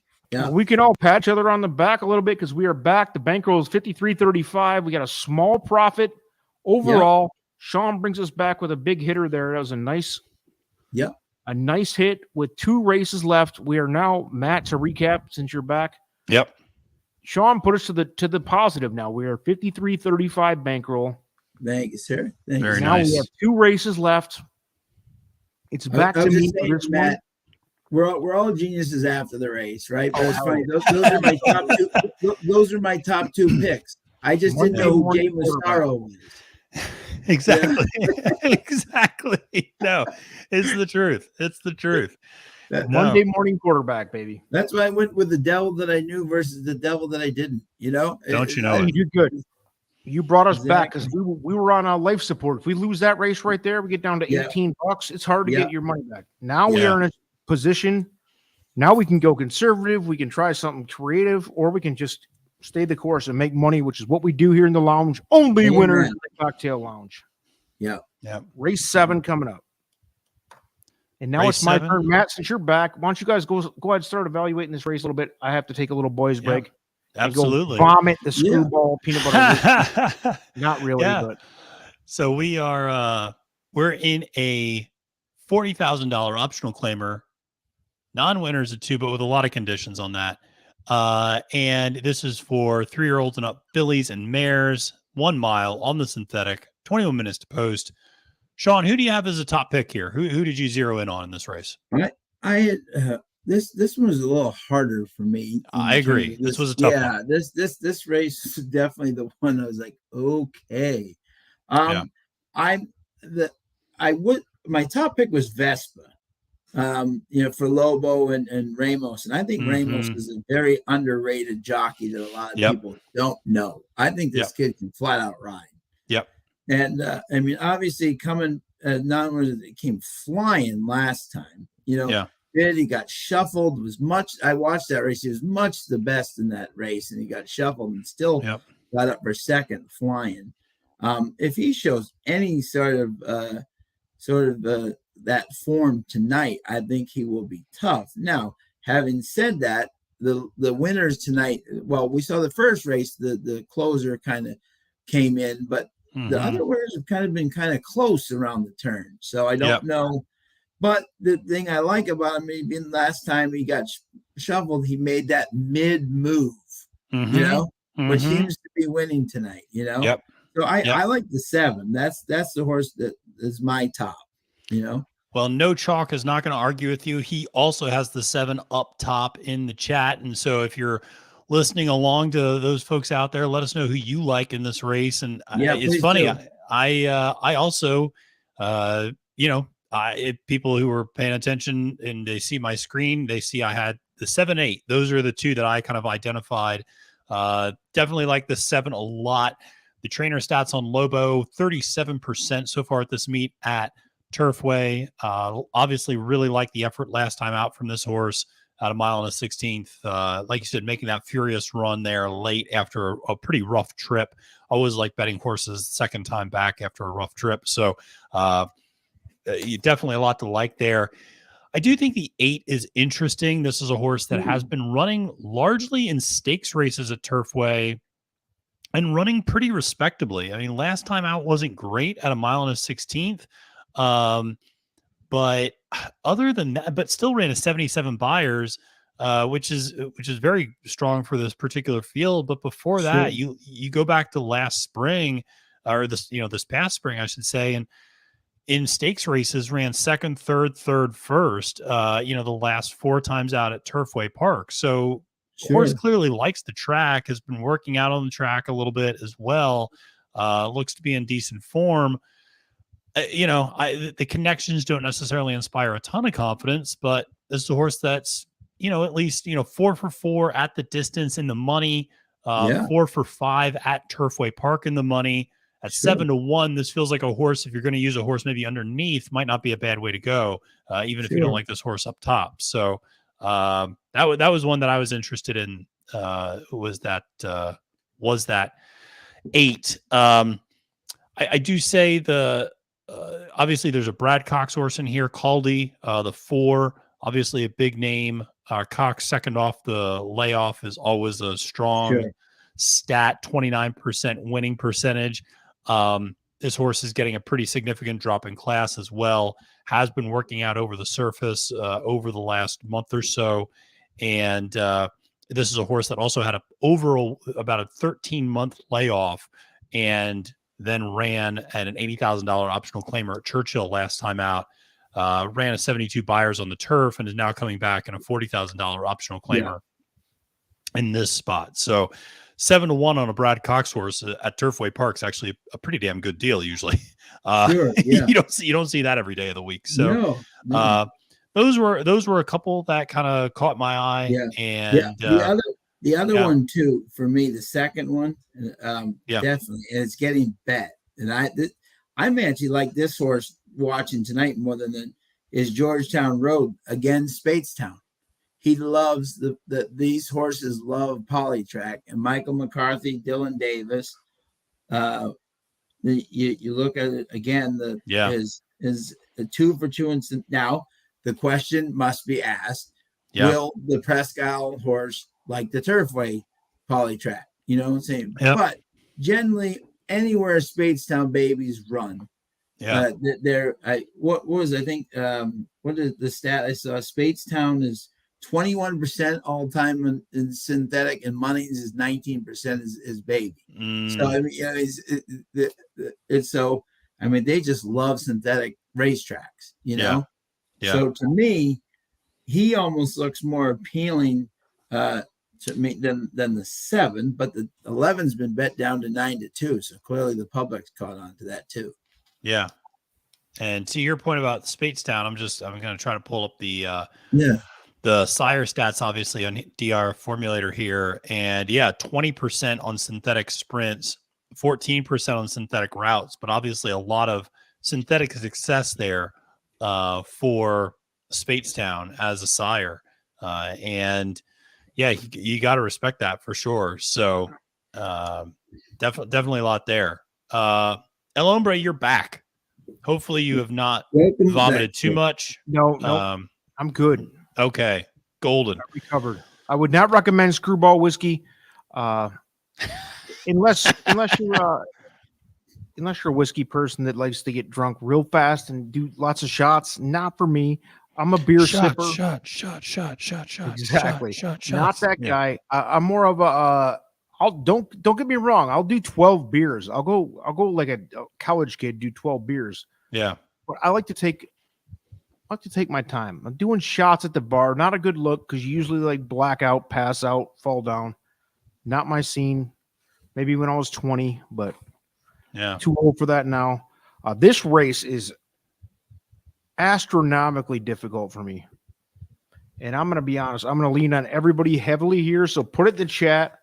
I'm going to tell you, I love what you guys are saying about 11 Georgetown Road. I'm in the background. Mm-hmm. On the surface, I'm all in on the 11. Like as a win place, maybe even a win place show. And I know that's negatively productive to bet show bets in general. But I'm trying to survive a positive ROI for the cocktail lounge here. So Right, I'm not going to bet that way. I won't go that way. You can't bet scared. Can't bet scared. No, scared money don't win. We're not doing that. Yeah. But I'm going to tell you, I think the 5 is sexy at the huge price. I think the 8 is sexy at another huge price. Mm-hmm. The other interesting one to me, the 2 and the 13, the 2 and the 13 and the 11. I think that's a 5 horse race. No chalk also. Yeah. Dorothea is another interesting one. The 6, right? Yeah.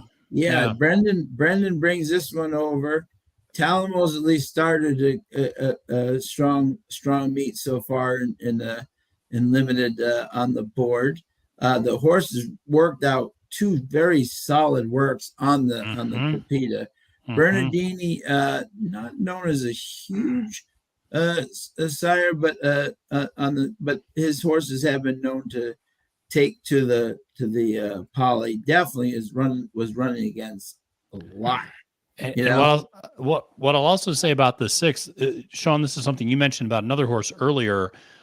Take a look at if people are looking at the PPs, if you can see on the screen, take a look at the July 17th performance on a sloppy sealed track at Ellis Park. Horse wired the field. Next time out goes September 18th at Churchill, goes the same distance, comes from 8th to 1st to win that race. A lot of versatility there. Can be on the lead, can sit. I like that a lot. The Marietta, like the synthetic, So there's something to suggest there. This is obviously a Godolphin bred and owned horse, which is always, sometimes gets a little extra asterisk next to them for me. So I think there's something like there 6-1 floated up from 7-2 in the morning line. So we'll see. But I see some people also really commenting on the 12 a lot as well. Hola, Jose from Venezuela. Hey, he's on the 12 win play show. And awesome. I bet you I know why. Declan, man, he's solid. He's been solid. Yeah. He's been obviously very we just solid. saw it. Victoria Oliver, great. Jose, thanks for joining. Thanks for chatting. Yeah. A little bit of Spanish for me.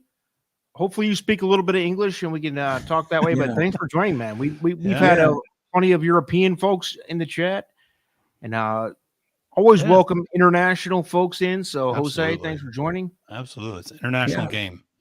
Yeah, so, and if you like Vicky Oliver, she's not usually known to be on the Turfway, but 2 for 4 so far in the money, so she spotted them nicely. Yeah, so she's on a good roll here. And and if I'm not mistaken, Sean El Hombre, she worked for Chad.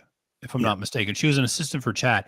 And if there's anybody who knows how to get a horse ready the second back from a layoff, like Victoria Oliver is really good at getting horses cranked up and ready to roll at this point. Yeah, so, I mean, look at Sherry DeVoe, who worked for exactly.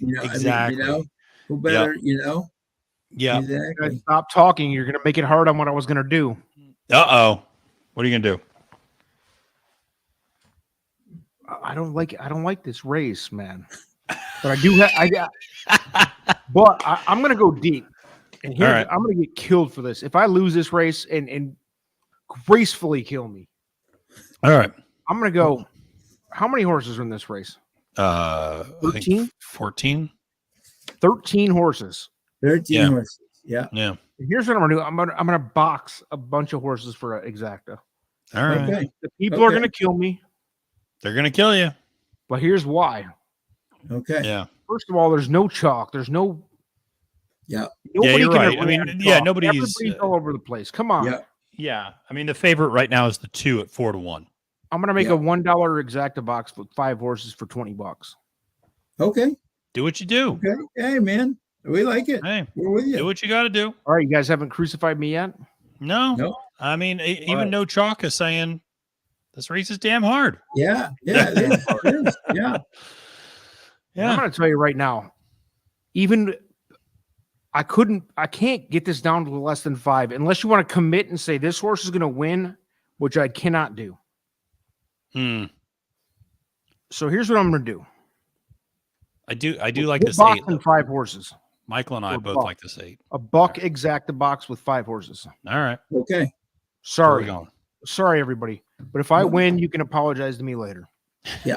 Yeah. We're going 2, 5, 8, 11, 13. You're leaving the 7 out? Oh man. We're leaving this 7 out. 6 out. Jesus. We're leaving this 6 out. You're killing me on this. Yeah. 2, 5. You like the 5? Why the hell do you like the 6 5? and the 7 out? Who are I think What's going on? The 5 coming in from Presque Isle. You're gonna bet on Joey Talamo. All right, go ahead. But I mean, we just saw Eric Reed have a nice, obviously that 5 won last 3 times out. I like the 8. I like the 5, 2, 13, and 11. You're gonna kill me unless I win. I like the 8 for sure, and I like the 11. Yeah. Positive vibes only, baby. All right, hey, positive vibes only. We're getting behind this. We're getting behind this. So watch the screen, everybody. Key watch it the in. screen. Yeah. Watch the screen. Watch the screen. Yeah. Okay. Positive vibes only. I love it. Yep. I love it. I know you're not proud of that bet. I'm not proud of it either. But here's how we make money. I like this it. I feel like there's going to be a 10-1, 20-1 involved. I'm sorry. This is going to be El Hombre. This is going to be El Hombre after this race right here. I love it. Just sir. That's love it. That's what I'm bringing to the table here. Yeah. I mean, I like bombs. The only reason I never go 5 deep in a box like that, but this race is bomb festival. Okay. Yeah. I don't like any of the chalk. Even the chalkiest chalk here is 4-1. Yeah. And I don't even. Yeah, like oh yeah, that. absolutely. Sure. Yeah. So if we get a 10-1 and 10, 8-1s involved, Mm-hmm. the $20 exacta or the $20 box is going to look like a joke. So Yeah. let's go, baby. Absolutely. Let's go. That's what Gotta I'm Bring it be. saying. home. If I miss it, if I airball it, then you guys can crucify me. It's fine. No, Yeah. no. So we're Hey, I'm no right with- no crucifixions here, man. No I'm right with- crucifixions here. I'm right with you. Loco for Lobo. What's Dennis talking about? Here we go. Who's Dennis on? He's on the 7, Yeah. Vespa, who is Of course, I don't have what Dennis has. so because Lobo's winning at a 37% clip at Turfway already. Yeah. Yeah. I got to be So- honest. The chat was swaying me. That's why I said you guys got to stop trying to convince me otherwise. I kind of had my mind committed to 5 horses, which that's a lot. It is. Yep. Yep. And here we go. So I'll put it into the chat. This is embarrassing. Okay. Sean, we've been on 7 times. Have you seen me make a bet like this? No. No. I don't do it. Sometimes I it's like it. tough. I mean, this is I when like it. I like it. this is one. If I was playing a pick sequence, I would definitely be spread super wide in this. Like I would be well beyond just I'd 5 be 6, horses. bro. Yeah, Like yeah, Maybe 6. I mean, Hard yeah, race. it'd be, I'm not proud of it, but Yeah. I can't commit to anything. The only way I know how to make money in this race is if we hit a couple bombs. Yep. Right. I wouldn't bet this race otherwise, honestly. I would look at this race and be like, I have no freaking clue what's going on. This would be a fun race. So it's funny because I always make a point that I like handicapping. I like picking races, but I never try to pass myself off as a betting expert. I think betting and handicapping are 2 very different things. 100%. Yeah. And I'm the very opposite different of you. skill sets. Totally. I'm the and- opposite of you. And so I always tell people, like, I will tell you who I think is going to be first, second, and third. I'm not going to tell you how to bet. That's your money, so you decide what you want to do with it. And B, I'm not necessarily somebody who is an exotic bettor. And what I mean by that is I'm not somebody who plays a ton of pick 6 sequences or pick 5. I tend to play the way you do in the last race, Sean. Like I tend to do a lot of win place bets on horses. That's Like what I I do. tend to keep it very simple. Yeah. I don't get super fancy with things. It's just I take where my strong opinions are and I play those. But so when you get to a race like this is a type of race I would love to handicap and I would hate to bet. And so, That's the thing. Yeah. My strong point is bankroll management for real. Like I feel like that's one of the reasons why I wanted to do the lounge with a $50 bankroll each week. Mhm. Just see what you can do with $50. Even if it's to make $1, Absolutely. make the $50 $51. Yeah. Yeah. You're Yeah. winning. Oh, So absolutely. That's my strong point. And I'll admit, dude, there's cappers all over the internet way better than me. But if I can't narrow it down to a winner or even somebody that I feel like is like a lock to be in the top 3, which I don't even feel great about anybody being a lock for the top 3 in this race. Yeah. So you mix in a couple big prices, 2, 5, 8, 11, 13, ladies and gentlemen. And I will say this, tread lightly.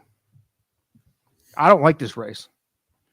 Corey Mosier says 7, 8, 11. I mean, see, All right. we got. I like that. I like that 7, 8, 11. I don't. If you look at everybody's comments above, I like that double a lot everywhere. that Corey just put in.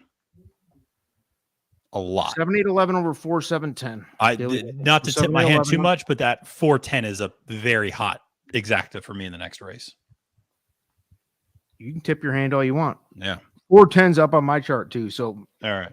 maybe you can bail me out if I don't hit something. We'll But figure to it out. recap, Sean bailed us out. We started off on a downtrend. Sean did. got us up to $53. We're up for the night right now, and I'm taking a big swing. We normally try to keep that betting between $8 and $12. I just took a $20 swing because this race to me is a bomb festival, bomb written all over it. Hoping to just capture this exacta box, and I am going to look foolish if I'm wrong. Well, Foolish. you know, I don't care, baby. This we is all why look we're here. foolish. We all look foolish. Yeah. I pick simplification in the dirt mile. Listen, we all look foolish at times. All right. It's all right. I have a crush on that horse, but it's horse racing. And the crazy part, El Hombre, going back to what you were saying earlier about, taking $50, turning it into 51. I mean, honestly, it's a lot of my mentality at Stable Duel, like taking $5, turning it into 10, taking $10, turning it into 15. You know, you just the small wins that they build up. They add on up. top of that, like last week at Oaklawn, not to plug what we do, but like my capping the card, I hit 3 winners at Oaklawn last week. Trust the Profits YouTube channel. Go ahead. Matt does a great job. One of the better contributors to the horse racing industry. Matthew DeSantis here in the lounge. No, but I hit 3 winners out of 10 races, but I still had a positive ROI on the day. Yeah. You know, and it was like a 220 ROI on a $2 straight bet. And it was like, okay, maybe you didn't get rich, but you didn't lose any money. And you made, $10 on the day, depending on how you decided to play it, in terms of how much money you decided to wager. Bettors have to learn that winning is winning. And you know what I'm saying? That's a good thing. Because most people don't. That's the thing. Yeah. Most people lose. Winning is winning. New bettors want to take a big swing at $100 pick 5 bet and not realize that you can be right 4 out of 5 times and still lose that bet. But if you just did, I don't know, rolling pick 3s or whatever, you can make some money. So absolutely. Absolutely. And in a race like this, guys, I'll be honest, man, some of my biggest hits ever have been in a race like this where it's wide open and we have prices mixed in. Tom likes the 7. Yeah. The 7 I left out. I left out 2 of the favorites intentionally because I think there's prices here. Could be wrong. The 6 at 8 to 1 is interesting. Yeah, the 6 at 8 to 1 is really nice, I think. So here we go. They're loading them up in the gate. He's not going to factor in here because our exacta is going to come in. Thank you. Yeah, absolutely. 5, 8, 11, 13 is going to absolutely. Right. Here they go. They're in the gate. Winners. They're off. Here we go. Good start. Real nice start. Looks like the 12 is showing some speed. 13 as well on the outside. Going to try to cross and clear. Gets there. So you have the 13 or the 4 Caldy, the Brad Cox horse on the lead. The 13 Polka Polenta. That's a great name, by the way. Is sitting second. You have Barista sitting third. Compelling Smile sitting fourth. You have a cluster of horses right there, pretty tightly packed in the middle, but out front is Caldy, about a length clear of Polka Polenta, about 2 lengths clear, I should say, of Polka Polenta, who is about 2 lengths clear then of Barista and Compelling Smile. The opening quarter was 23-1. As they start to make their way into the far turn, the opening half 47-2. And so they are starting to make their way into that far turn. And Polka Polenta is starting to move up on Caldy, who's still not being asked, is under a pretty tight hold there. And Barista, the 2, is starting to get encouraged as well as the 11 Georgetown Road now getting to move up. Now Polka Polenta has moved even with Caldy, and they're in the top of the stretch. Caldy, the Brad Cox horse, is starting to press on a little bit, but here on the inside, I believe comes the 12 Fair Game at 39-1. But ultimately, it is Polka Polenta and Fair Game. Fair Game is going to pull this massive upset. The 12 gets there at the wire, 39-1. It goes 12-13 as the exacta. Man, somebody had 12. Declan did it, man. 35-1. So, yeah, Vicky, dude. Our Spanish friend called it. Someone loved 12. Yeah. Yeah, our Venezuelan. Jose, baby, look at him. Yeah. Look at that. Well done, Jose. Jose just knocking it out of the park. Legend on us. Yeah. Merry Christmas to you, Jose. Absolutely. By the way, I had 2nd and 3rd. Damn it. With tough 13 beat. on top. You saw bombs. Yeah. Yeah. But that's what it's funny. We were, once Jose mentioned the 12, we took a closer look. Yeah. That was the Victoria Oliver horse, which Sean, you mentioned she's been placing these horses well at Turfway. That's now 2 wins and 5 starts. Yeah, she's doing really good. Yeah. Yeah. And Declan with the riding double in the last 2. Woo. And the second off the layoff. And a huge price and really just put him away down the stretch, pulled away. That was an impressive run. Easy win. Yeah. Jesus. Wow. Maybe bump somebody along the way. But a hell of a run. Yeah, So, exactly. yeah. So No, now that's with why. any effort for the last race, guys. Now I put us in a bad spot. We're all right. We're all right. No, exactly. We're all right. Because you know why? The last race is a maiden claimer. And if there's Yeah. one level of race I love, it's maiden claimers. Yeah. Because this is where you can always find a price. You can always find a price in a maiden claimer. Yeah. Yeah. Absolutely. And so we're looking at a maiden claimer, $5,000, mile for 3-year-olds and up. And listen, the 4 at 2-1 strike price makes a lot of sense. The trainer, William Morey, excellent off the layoff, 35% winning off the layoff, 29% on the synthetic, 27% turf to synthetic. I mean, the trainer stats are out of this world, 24% in the maiden claiming circuit. So there's a lot to like there. I will say this horse from a pedigree standpoint would seem to like to sprint more, but does seem to be effective at routing. The horse I really like at a price is the 10 over calendared. I love this horse. I think the best trips in this horse's career were going long in the synthetic at Gulfstream. If you go back and look at that, those June and July races of this past year, dropping down in class to a maiden 5, those races that this horse ran in June and July at Gulfstream in maiden 16s and maiden 12.5s, those are absolutely be good enough to win this race.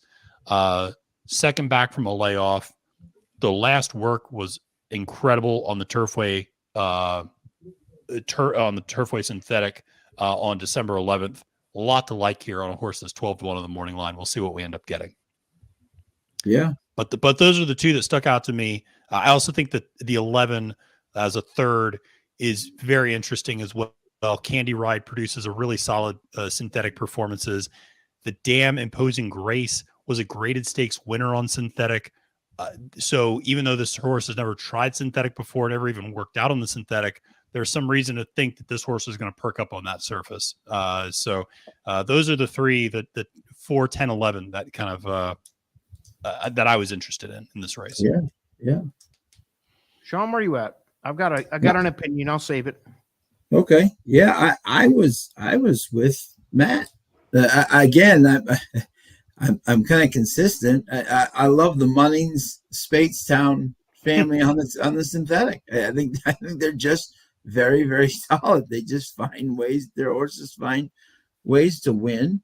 Ran against, I think, better. And I know Starship Wizard at Gulfstream has won like multiple races, I believe, on the synthetic. And so at least you got. It'd be interesting to see. I think he has him, if I'm not. Yeah. No, the Starship Wizards won. A couple of won that maiden, and then hasn't won since, but it's been running pretty competitively. Yeah. But the interesting part is that maiden claimer turned out 1, 2, 3, 4 next out winners from that race. Yeah. I mean, you talk about a strong race. I mean, Tinker Tailor came out of there and won at maiden 25, actually stepped up. Bird Note won out of that race and won at a 12.5, actually then came back and won at a claiming 8 as well. So it's won since. And then Duke Skywalker also kind of won then the next time out. And so, you actually went back to dirt and won at a maiden 16, and then T-ville also won at a maiden 12.5, and has actually won at a claiming 12.5, and then just finished second at a second level. That's a key race. So that was a strong race. I mean, looking back on it, so definitely a lot there for the 10 if you're interested. But El Hombre, you have an opinion here, so I want to hear it. Yeah, I do have it. I do have 4, 3, 10. Okay. 4, 3, 10, 9 as my top 4. Okay. But my opinion is that 4 is your winner, instant winner, and that my instinct would be to go all in on the 4 to win. $33 and whatever we have left. I'm not against it. Jam job on the 4 horse to win. I think we talk about keep it simple, stupid. I think that's the simple, stupid play. but I'm not against if you want to put. I do like the 10 underneath. I think the 10's got a lot. Where is he trading at now? We're talking 10 to 1 odds. I mean, that is sexy if you want to throw that around. But yeah, it could mainly because the 4 4 is an even money favorite right now. Yeah, I mean, yeah, the 4 right now is actually at 4 to 5 from what I'm seeing. So 4 is taking a ton of money. The 10's at it's much the best. Yeah. So Yeah, I think we'll have some time, but I'm interested to see what some of the people in the chat are saying. Who First they of think all, is going to let's rebound for a minute because we kind of brushed over it. Jose. Oh yeah. Kamakaro. Guy goes in on that 12 horse. One of the best hits in lounge history. Yeah. Yeah. Absolutely. What was it? 35 to 1, 36 to 1? I know wherever my friend Mark is celebrating right now because he loves Vicky Oliver. So I know he's exactly. Yeah. Look at everybody congratulating him. Yeah. You love it. You love to see it. You love to see it. Spanish version of ha ha ha. The English, I love it. I work with Spanish people all day, Jose. So I am very familiar. He's got a good Christmas coming up here. That's fantastic. By the way, that was an $80 winner on a $2 bet. $80, bro. My guy. I hope you have a Merry Christmas, guy. Congrats. That's a big win. Big pull, too. That horse was off my radar. I had him at ninth best in that race. So, yeah. Well done, sir. And just to give a shout out to my dad, who only does $2 show bets because that's how my dad rolls. Of course. Which is every player is as good as the next, man. My dad loves to, even a $2 show bet on fair game would play 1182. So, I mean, you're still like, See? That's just fantastic. Your dad would do well with the $50 bankroll rule. Hey, let's turn that 50 into 51 and call it good. No. That's what we're trying to do in the lounge. And it's not even about like, let's have the sexiest ROI possible. It's about let's make money consistently. Sure. So far, we're 6 out of 6 times. Tonight, we're at risk. We're at risk tonight. Yeah. A little bit. It is, by the way, ladies and gentlemen, if you're not familiar, we are playing Turfway Park, which is the most volatile spot in the country. Yeah. By the way, against my will, I wish we were playing Charlestown or Delta or one of those tracks. Sean and I we've been doing this for 6 weeks now. You can make a lot more sense out of those races than these. These are harder, but of course the risk reward is higher. Yeah, like you just saw with Jose. Put $2 down. It's an $80 winner, folks. I mean, you only got to be right once a week. I mean, So just to give some people a sense on the line, obviously the 4 taking a lot of money at 4 to 5 right now is the favorite, but the 11 lead actor has gone from 15 to 1 in the morning line to 7 to 2 right now. Yeah. So that horse has plummeted. The 11.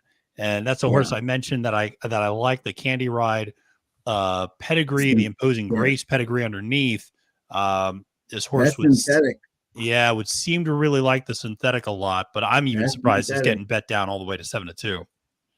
Is Declan Cannon racing? Because the dude is no, he's Machado. The cooler right now. Yeah, Machado's not in this last race. Yeah. Let's see, who is Declan on in this last race? He's not. Oh, is he? He's not on anybody in this last race. No. He's out popping champagne bottles in the parking lot. Seriously. Good Lord, after this. He should Declan's not going to bed until 4. Exactly. He's going to be on, what's his name? Belterra Bill's exactly. Twitter chat in a little while here. Yeah. Exactly. Jose, you better be back next week. We want those tips ahead of time next time. Yeah, seriously. Well, he gave it to us, and we just... He did. But Dennis here is going on the 5, 10, 11, and also got an exacta on the 4 over 5, 10, 11. So 4 over 5, 10, 11. That 5. I haven't heard anybody talk about the 3. Where's everybody on the 3?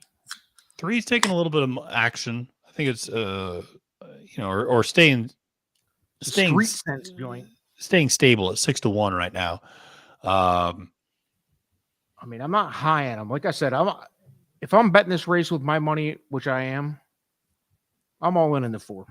But understandably, 4 to 5 odds is not great. My buddy just texted me, "Do the Dylan Davis fans have any money left to bet?" Yeah, I'm not a Dylan Davis fan, but I'll be honest. I'm a Dylan Davis fan at Turfway Park. I'm a great friend. He's a good friend of ours. I think he has improved probably more than any other jockey. I don't know if he rides on synthetic a lot.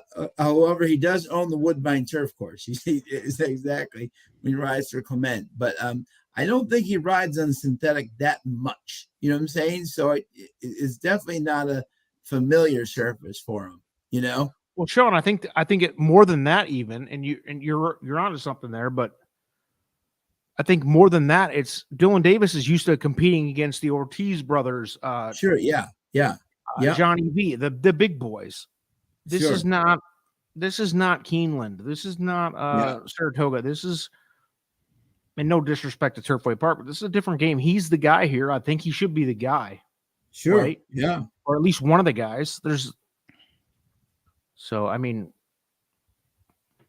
I don't think there's any disadvantage to Dylan Davis here compared to if he's at Keeneland against the Ortiz brothers and Johnny V and Saez and the top guys in the country, Tyler. Yeah, I mean, and the force certainly looks like it's cranked up and ready to go. It's not run since September 30th, but you look that bullet 5 furlong work, minute and 2 on December 7th, comes back with an easier breeze, still a 101 flat on December 13th. I would say this horse is pretty cranked up and ready to go for more. Yeah. Getting the blinkers Can I give you my piece real quick? I'll make it quick. Yeah, go for it. Go for it, man. Yeah. $33 to win in the 4-horse. That's the end of me. I'll stop. You guys can talk amongst yourselves, go crazy with exotics, all you want to do. I'm all in. If it's me, I'm betting what we decide as a team here, but from my side, it's a $33 win bet on the 4-horse. That's the bankroll. If we lose, we lose. I think it's the safest bet and the best bet. I don't see any. I can't argue against the 4 at all. You know, that's where I'm at. I mean, we can try to get cute and get underneath, but we're here to make money. Only winners in the lounge. Yeah. And let me say, this is another big field, so you're still looking at it's not a walk. 1, 2, 3, 4, 5, 6, 7, 8, 9 horses in this field. So even trying to capture something underneath is going to be tricky. Just trying to catch a straight exacta is not going to be easy. 5 deep in a race and got coolered.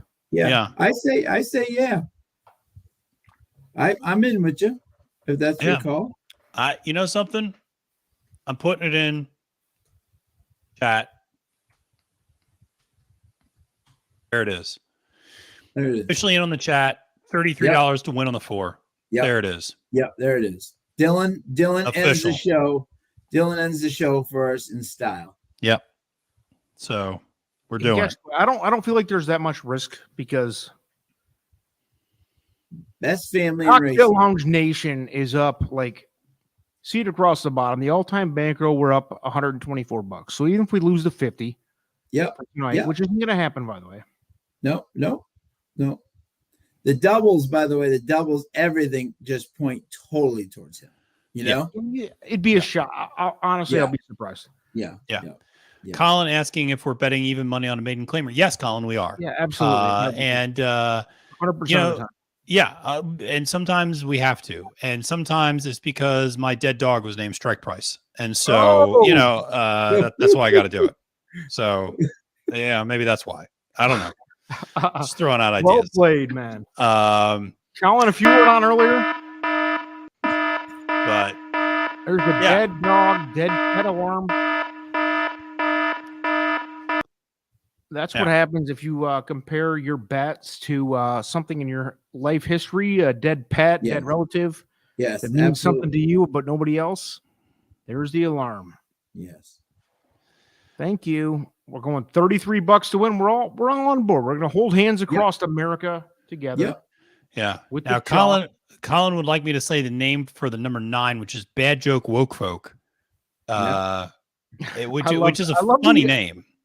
Yeah. Yeah, I love the request to say a name and be quick. Yeah. Yeah. I wish there was the grammar. There's spaces there, which makes it too easy. It does. It does. In capitalization. I prefer it if it's not. Yeah, this one doesn't have many. This one doesn't have too many crazy names. No. With like everybody's.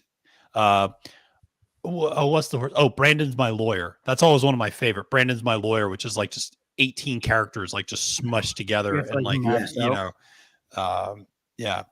So.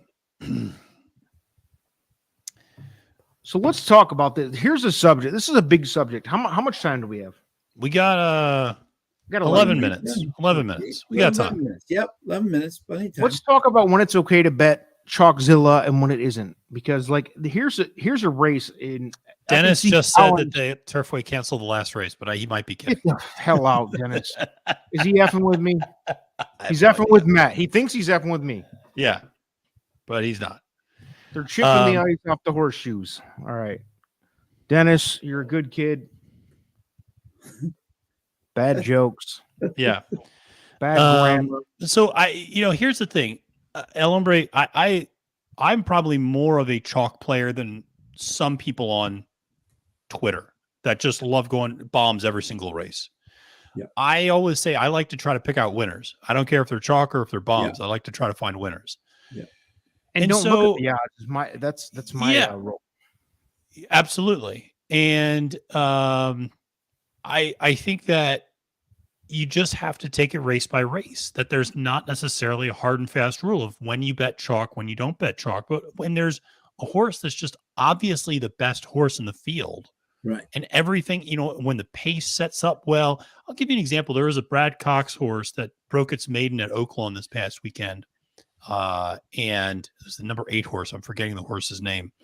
And it was so obvious that horse was going to win. Everything about that race set up so well. It's a Cox horse that went off at 7-5. It was a horse that liked to come from behind. There was a ton of pace in the race.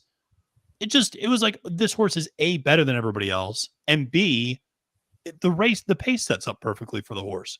Okay, it's 7-5. I'll eat chalk. I'll do a $10 win bet and win, 20 back or 24 back or something like that. Yeah. Whatever it is. Or if I'm playing in a sequence, I single it. But you have to find ways to make it profitable. I mean, I somehow managed to bet Flightline races and always made them profitable. Life is Good races always made it profitable. You play horses underneath. Right. You find ways to take chalk and make it work for you. So I think people who go, I'm against chalk, it's just, you need to have creativity. You just need to be smart about how you leverage it and how you use it. The biggest example I can think of off the top of my head, and to go big, is what you just said, Flightline at the Breeders' Cup. There was like a 99 percentile chance that Flightline was going to win that race.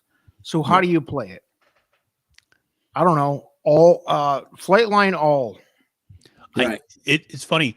I was it's an $8 bet for the exacta, right? Or $7. That was the day. Yeah, there were 8 horses, and that was the day. And it was like, as long as Epicenter, even if Epicenter got second, I think you broke even or maybe lost like 10% of your money. And if anybody else besides Epicenter got second, you were making a lot of money.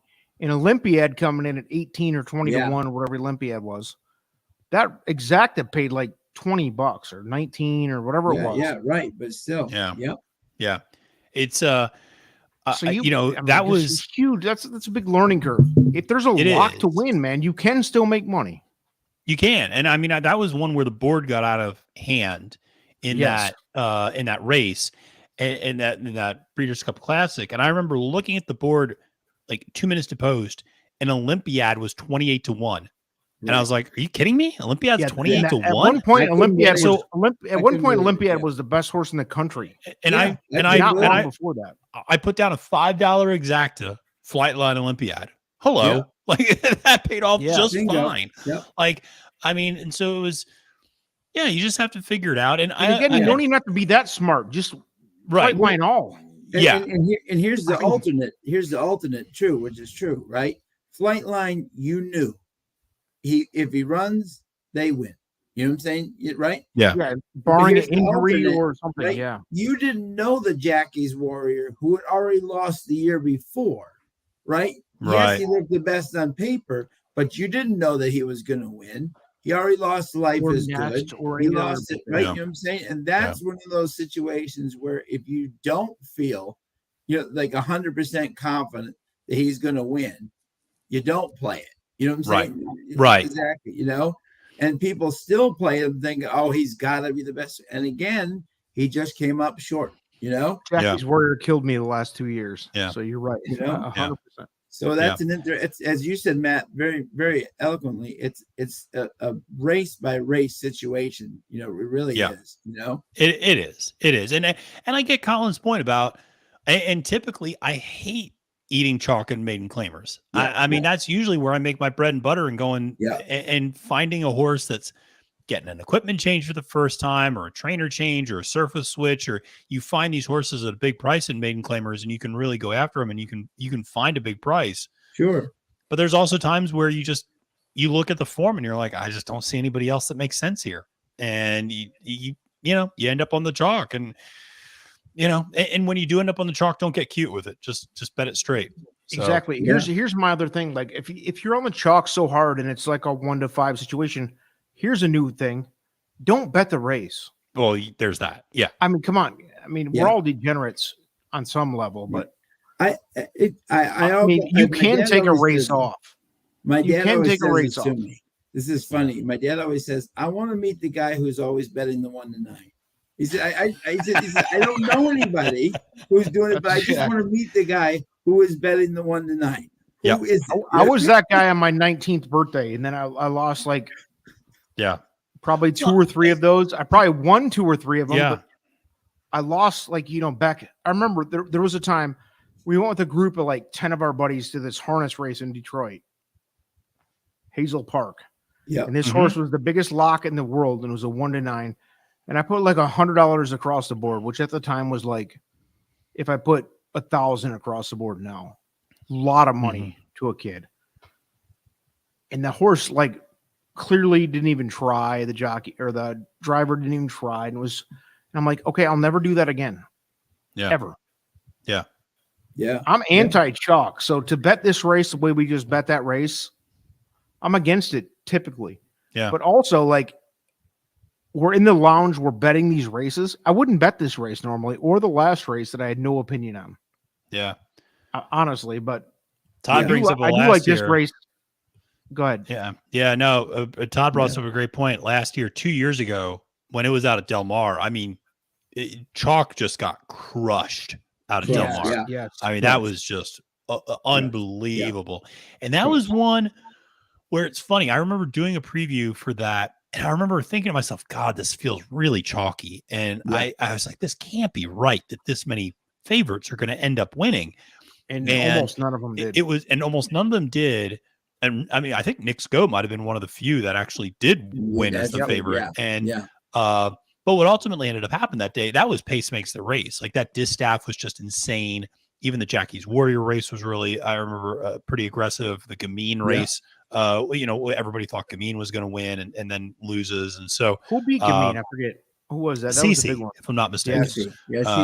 And so, I mean, there are those days where you just have to, Sean, that was your point about Jackie's Warrior this year a little bit, is you looked at it and you go, well, this race seems to set up nicely for Jackie's Warrior, but this horse kind of dropped the bag last time. And I don't know how good I feel about this horse now, or then you end up in, I got to give a shout out to Jessica Paquette, the Golden Pal race. Yeah. She came up to me 5 minutes before that race. She's like, I got a feeling about Caravel. And I was like, damn it, why did I not bet that?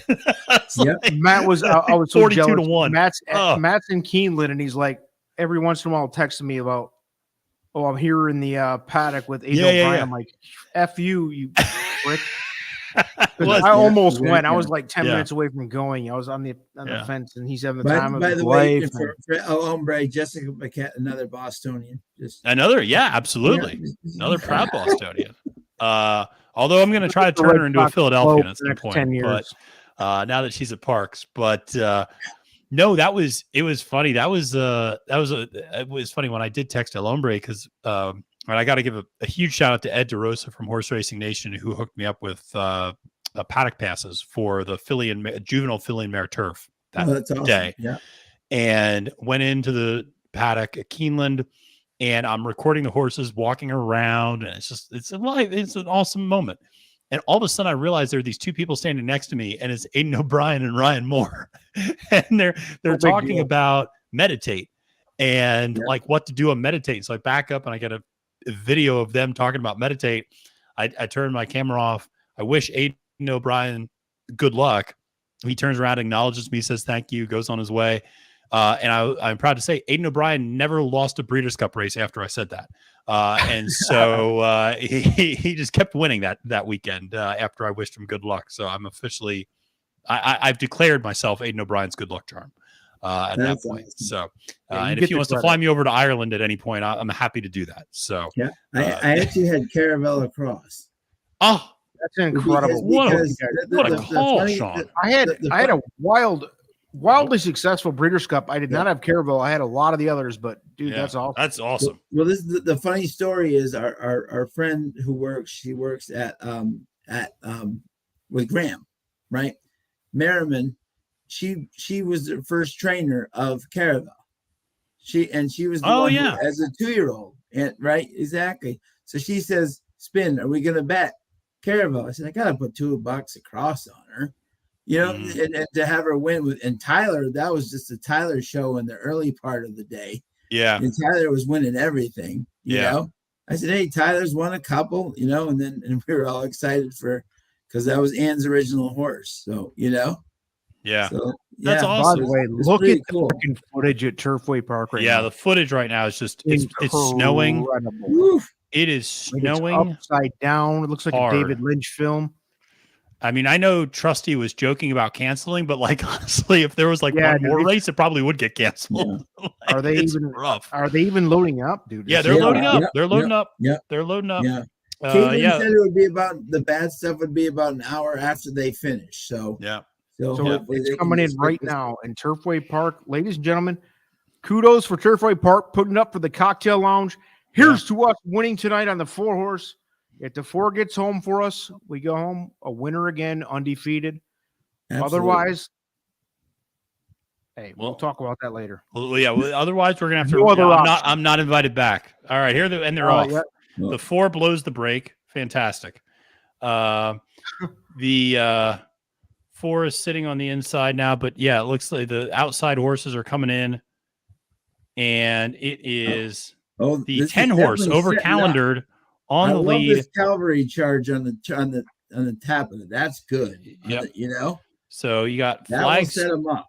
Yeah, Flagstone, Sherlock, over calendared, and Dormier are up there on the lead. In addition to the 11 lead Actor, then there's a bit of a break until you get down to the 1, 4, 9, and 3. But up front is Sherlock at 9-1, opening up a 2 to 3 length lead over the. I'm sorry, that's over calendared. Yeah, over calendared. I'm sorry. Yeah, that's opening up a 2 to 3 length lead over Sherlock. The 5 is now moving up Flagstone into that second, third position. Dormier falling back a little bit there. The 4 is coming up and is in that lead group.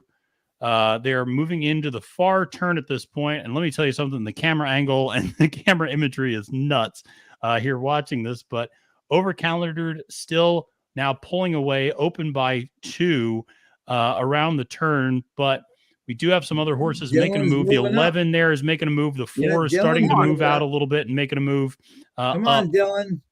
Come on, Dylan. Dylan's got horse. Here we go. Now the camera angle here is not the best. Here we go. Now we finally are. So now the 11 has moved in the front, and the 4 is starting to move. The 4 is starting to, and so the 4 it's going to come down to the 4 and 11.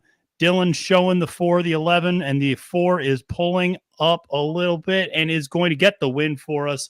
Come on, baby. Over 11 for the win. We can't lose in the lounge, baby. This is what we're doing. There you go. Boom. It was chalk. Eat the chalk. Yeah. Eat that chalk, baby. 4 to 5. 4 to 5 in the snow. In the snow, making it look like a gift. In the ice cubes snow. Upside down.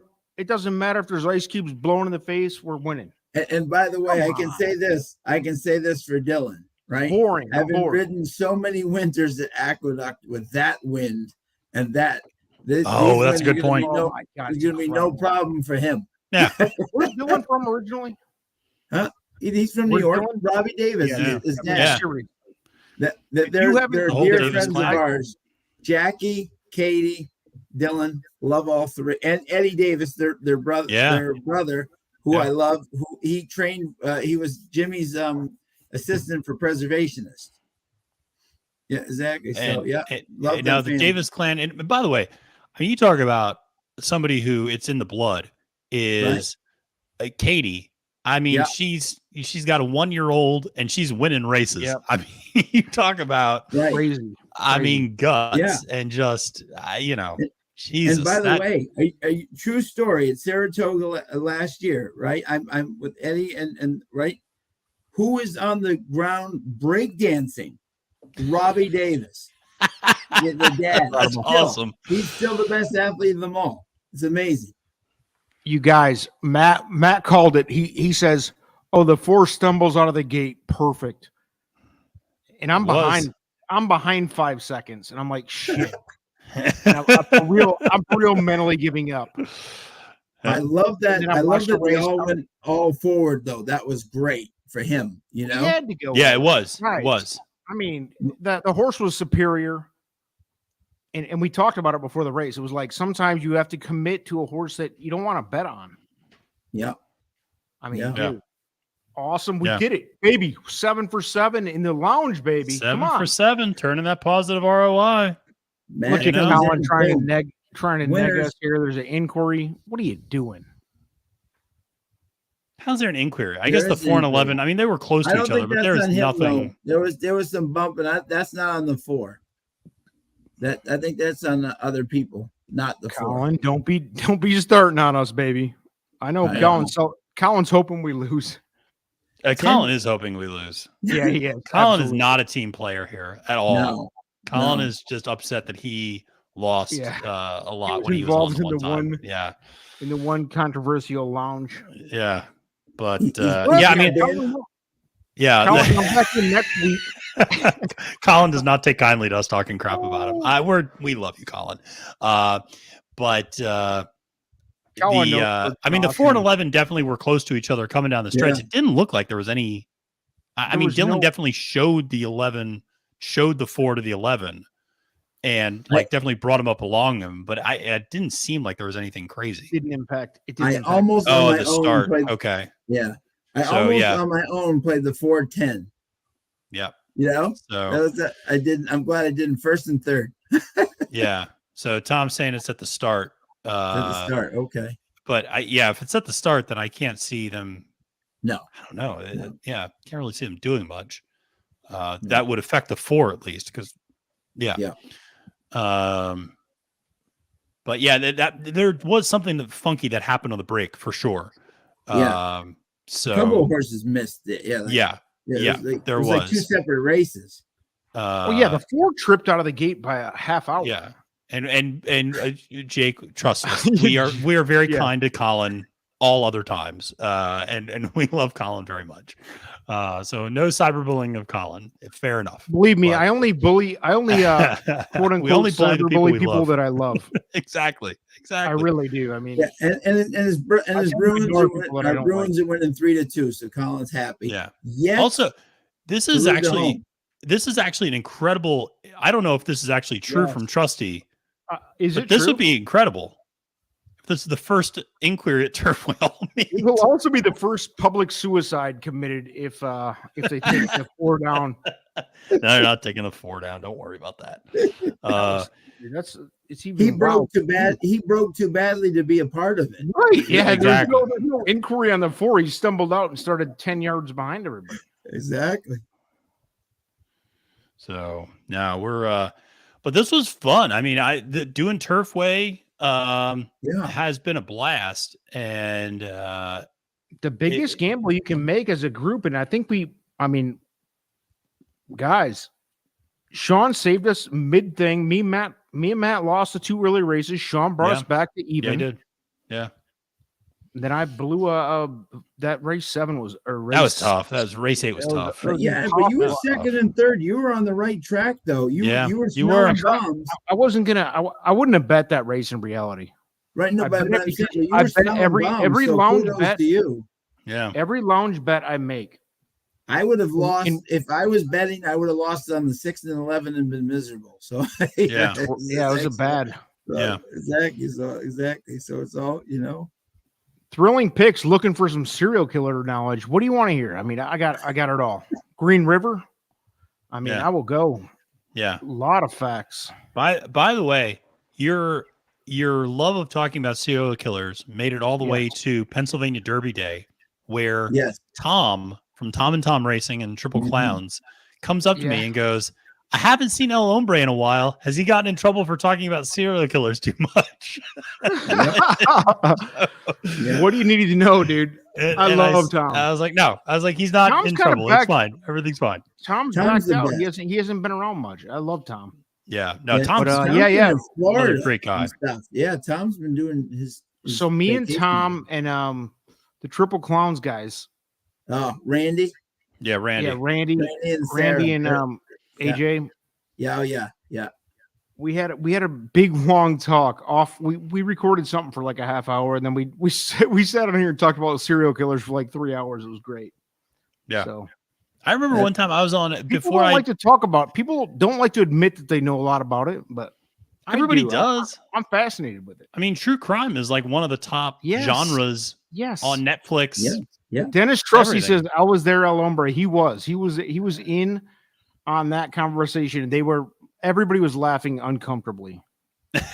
Very uncomfortable. The only type of way to laugh. Thank you, Dennis. You were there. So yeah. No. Sarah from Triple Clowns, one of the biggest fans of.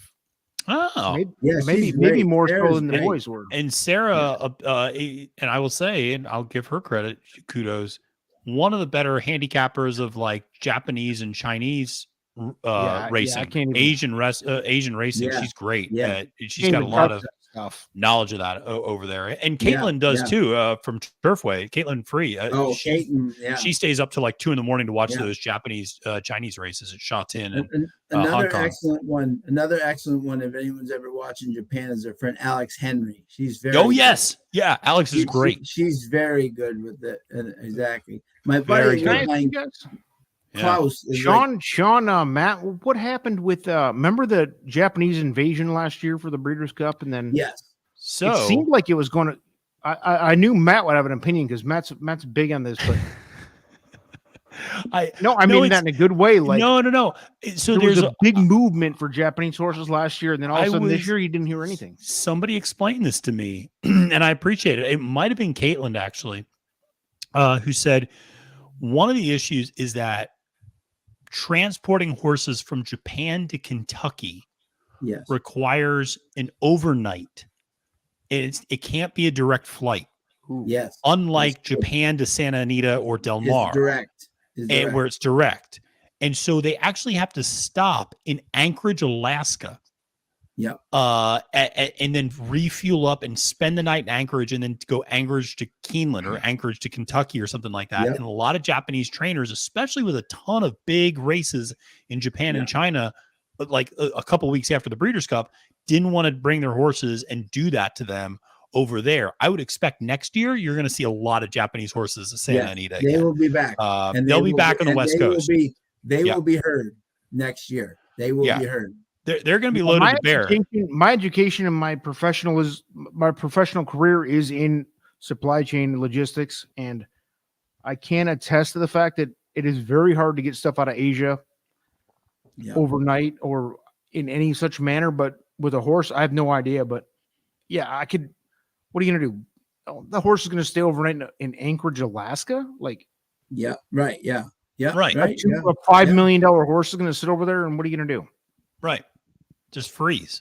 And so it's Todd saying it's final. Tell me it's final. Yeah, it looks like it's probably. I mean, it's not showing up on my TVG account yet, but I'm sure it is. No, I mean it's not about the 4. It looks like the 3 is going to be a non-starter. Yeah. And it is the Finished strike went to price 1 to goes 2. off at 1-2 Yeah. officially. Oh, But we will still nevertheless get our money back for Dennis the week. Trust, he says, Yeah. enjoy your 1 to 5. I mean, Hey, are we shitting all over? What are we doing? I enjoy Life is Good. I enjoy Flightline. I enjoy these horses that are 1 to 5. Let's look at Amen. before we cut out, and we want to thank everybody for watching. There was like Absolutely. Yeah. Thank you, a nice everybody. turnout again. Yeah. I think we made money. I'm waiting for the final refresh from TVG. I know I am too. I'm working on this right here. Dennis just looking to shit on my grave, hoping to bury me before Christmas. I love morning. Dennis. He cracks me up. And Dennis, I love Dennis too. He just loves to poke like a what do you call that? Right. Yeah, how do they torture with it? Yeah. It was a waterboarding. That's what I was getting after. Right. Dennis looking to waterboard me on a. It's a Yeah. nice Thursday. It's an easy Thursday evening with a couple friends. We're trying to make money for the kids. Absolutely. Dennis is Yeah. out here poking and prodding and dumping water down my throat. Yeah. Come And on. thank you Yeah. to Have a everybody good for time. tuning in tonight. Yeah. Yeah. And all 7 episodes. Yeah, absolutely. And I mean, obviously, It's been a happy great holidays time. to everybody, and make sure that I hope everybody travels safe over the holiday season. Yes, They please. stay With safe. everybody in this weather and all that stuff. Yeah, with this Yeah. this weather, stay warm, stay safe. Stay smart. Take care of your Yeah. loved ones, and Even Dennis, obviously be have a great careful. season.